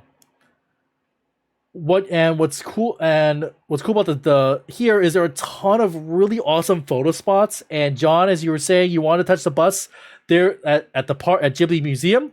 There's a kid-sized cat bus. At Ghibli Park, there's a full-size cat bus. Let me see if we can can I get a picture of it? Yep, there it is. Yeah.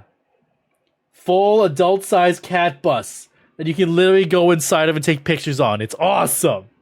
I love this thing. Also, yeah, what's cute is to get from the main section of the park up to Dondoko Forest, you get to ride in this cute little cat bus people mover. It's so fun. It's so cute. But yeah, but getting the tickets for this place was hell in a handbasket. They only go up at a certain time. And basically, like, when I was trying to get my ticket, and I heard it was tough, but I didn't expect it to be this tough. When I heard about the ticket, I want to try to get the special ticket. It's not that much more, and basically what the special ticket allows you to do is within each of these areas, there's also like a special, there's like special areas that you can only go if you have the special ticket. The main ones that were there, I remember, was at Dondoko Forest. You could get to go to like a model, a remake of Satsuki and Mei's house from Totoro. in Valley of the Witches. You could go into either. This also no. This yeah. This sorry. It's a House of Castle and Kiki's. You get to go to either Kiki's house from Kiki's livery service or the castle from Howl's Moving Castle. In let me see. What I can, or you get to go into this. Look at this thing. Oh, it's so cool. You get to actually go inside and do stuff inside of it. You see there's an entrance here, but you need the special ticket to do so. And they have a limited number of tickets for both types. I had to work that day, so thankfully I had my mom help me. She was waiting for the website, trying to get on for it. She got on about, I'd say, 10 minutes late after the tickets went up. 4,000 people ahead of her in line. 4,000. So, needless to say, I did not get the special ticket, unfortunately. She tried, nothing, no problem. I luckily was able to get home after work, and I was able to nab a standard ticket in time, but literally by the next day, they were almost all gone. It was crazy how fast the tickets go for a place like this. Understandable seeing it's Ghibli, I get it. But good lord. And I will say, the park is still, I'd say 99.9 to 100% worth it if you get a standard ticket. I loved it here. I will gladly go back again. Especially if I can bring other people with me. But next time, I will be gunning to get that special ticket because I want to see some of these places. Even though I might not be able to get pictures of it, I want to see them.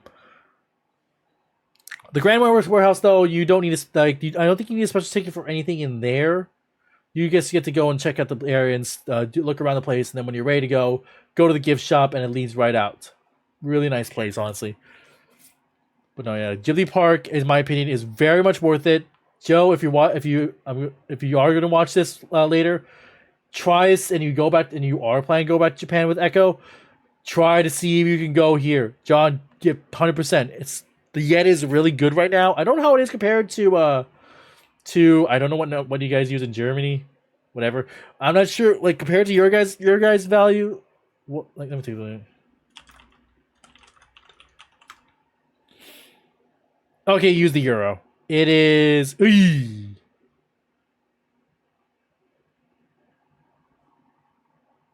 Oh wait, you're. Oh no, Azaz. Wait, you're not German. All right, Azaz was Germany. You're U.S. Right. Sorry, I have like 2 or 3 people following from Germany. Sorry, that makes people up. Sorry, but no, yeah, the yen is super good right now.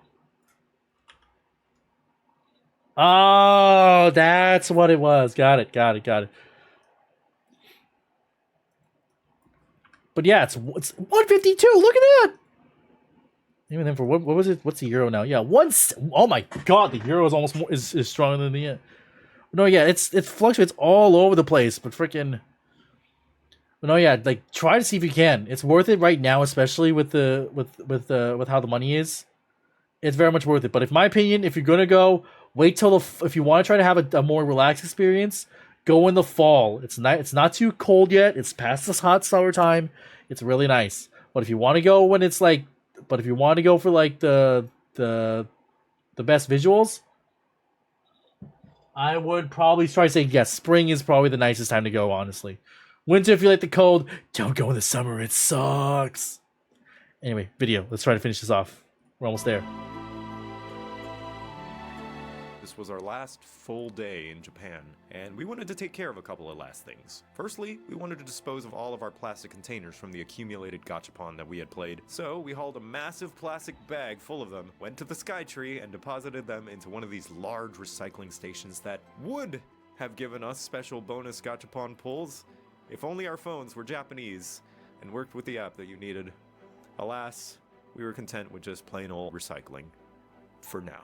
Secondly, we needed to pack our stuff, and thankfully, with the extra bag we grabbed, we were able to fit just about everything without too much trouble. Third, more there's dabbing. a place I wanted to go to finish some business I had started. You see, in the Eorzea Cafe, they stamp this little card for each drink you order, and once you reach a certain amount, you get a reward. In my case, pin of one of the, at the time, 7 main city hubs. And so Echo and I ordered some drinks, chugging them down like we were grinding for an achievement, and managed to reach the reward and nab a pin, which I decided to go for the objectively best city hub, the Crystarium from Shadowbringers. And you can disagree, but you're wrong. And lastly, we wanted to stop by our favorite bar one last time. In Japan, there's a tradition called omiyage, basically Yep, giving omiyage. your host or coworkers small, usually inexpensive souvenirs as mementos from a trip. We wanted to give the people of the yakitori place some items we had brought from the US. An American dollar, some ranch, and scented candles from Louisiana. We actually brought quite a few things for this tradition, mostly for the place we were staying at, but this yakitori restaurant left such an impact on us, we thought it necessary to give our thanks there as well. Yeah, I do the same thing. We usually bring Hawaii candy, like the macadamia nut candies. Recently, we've also switched over to these pineapple gummies, which honestly I had a couple experiences in the previous trip. Of course, I had a couple big boxes of candy. One I gave to Sone-san at Tonsho, and one I gave to at a soba place that I want to go for dinner. But sadly, they were reservation. Apparently, I didn't know they were reservation only, and they were fully booked for the night. Couldn't even fit a solo guy in. Which, while a little sad, I'm happy for them that their business was going good. At least I got to meet the super nice soba chef Eddie-san, and I was able to give her the candy, which was the main plan for going there. So I was able to see her and give her that, which was nice. But other than that, I had a couple of nice experiences. The best one probably was when I was in Yokohama Chinatown. I went to a shop. They had some wall scrolls, and one I wanted to get for my good friend. I see the mod here, a Silent Game Warden, had Hanafuda cards. And because that's a game we play a lot ever since I introduced it to him, I went upstairs to try to find one. I couldn't find it. I asked a staff member, and basically she said, "Oh, I think that one downstairs might be the last one. Do you want me to go and grab it for you?" And I was like, "Oh yeah, sure, please." And so she grabbed it. She folded nicely, and she had it waiting at the register. I picked one up for another one of my friends. And then because she did such excellent customer service, I gave her the pineapple candy. She was super grateful. I honestly say, yeah, if you do go on a trip to Japan, have a small select collection of just little like sweets or knickknacks from wherever you're from, just to give as like a little thank you to the people who might help you out a lot. People are always willing to help in Japan, so it's very much worth saving some for that. Also, as a side note, them doing the thing for the extra bag.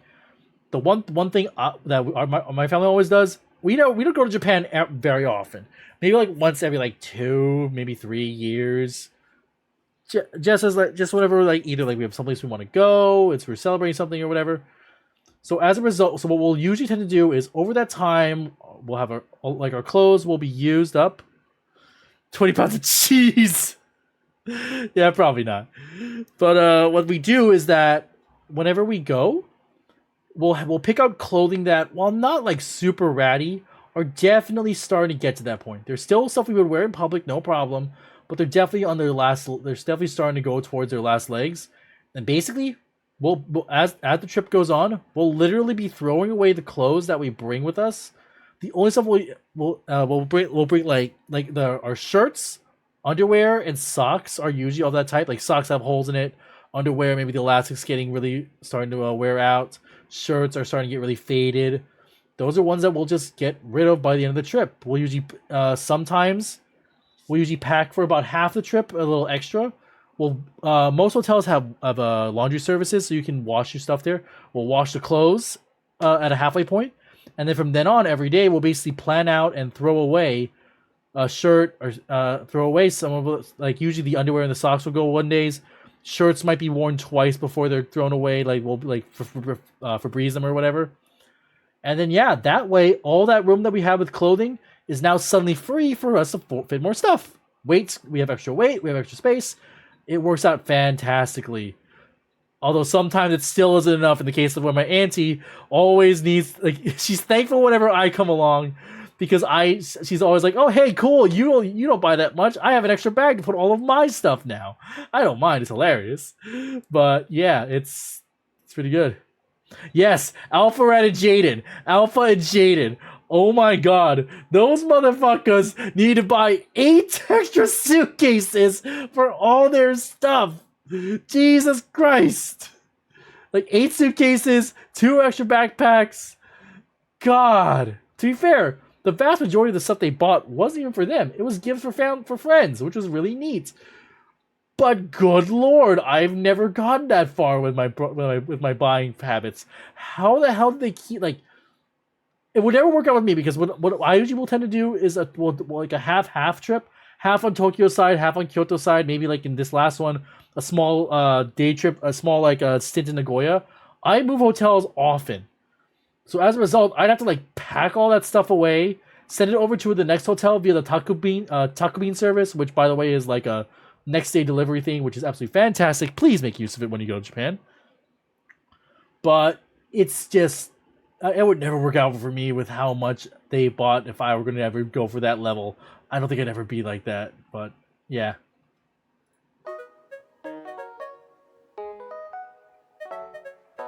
It was time to go home, and as such, we had to do something we never had to do the entirety of our trip. We had to get in a car.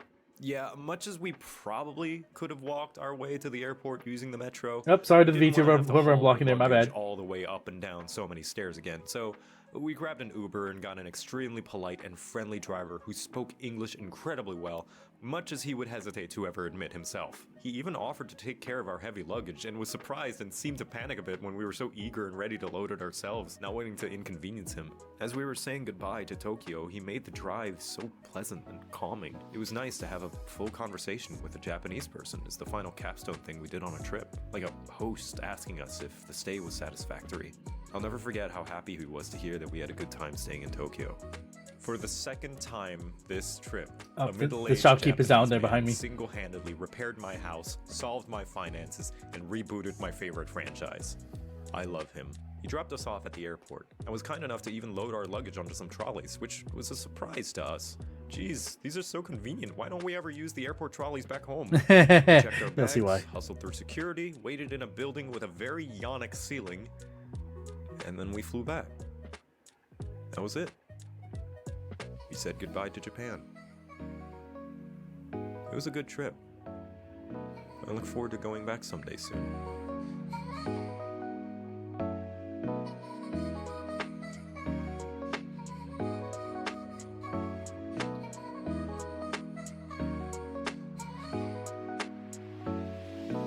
The trolley is $7. Yep, that's why you don't use them. Oh god, I love this video so much. I'm so glad. I'm so glad Joe made it. All right. That was a fun time. But yeah, if you ever do get a chance to go to Japan on vacation, I highly recommend it. You don't need to do it on a tour. With a little bit of research, you can easily get around all on your own. As long as you have an internet hub for Google Maps, you're pretty much 99.9% the way there. If you really need to, the people there are always willing to help you.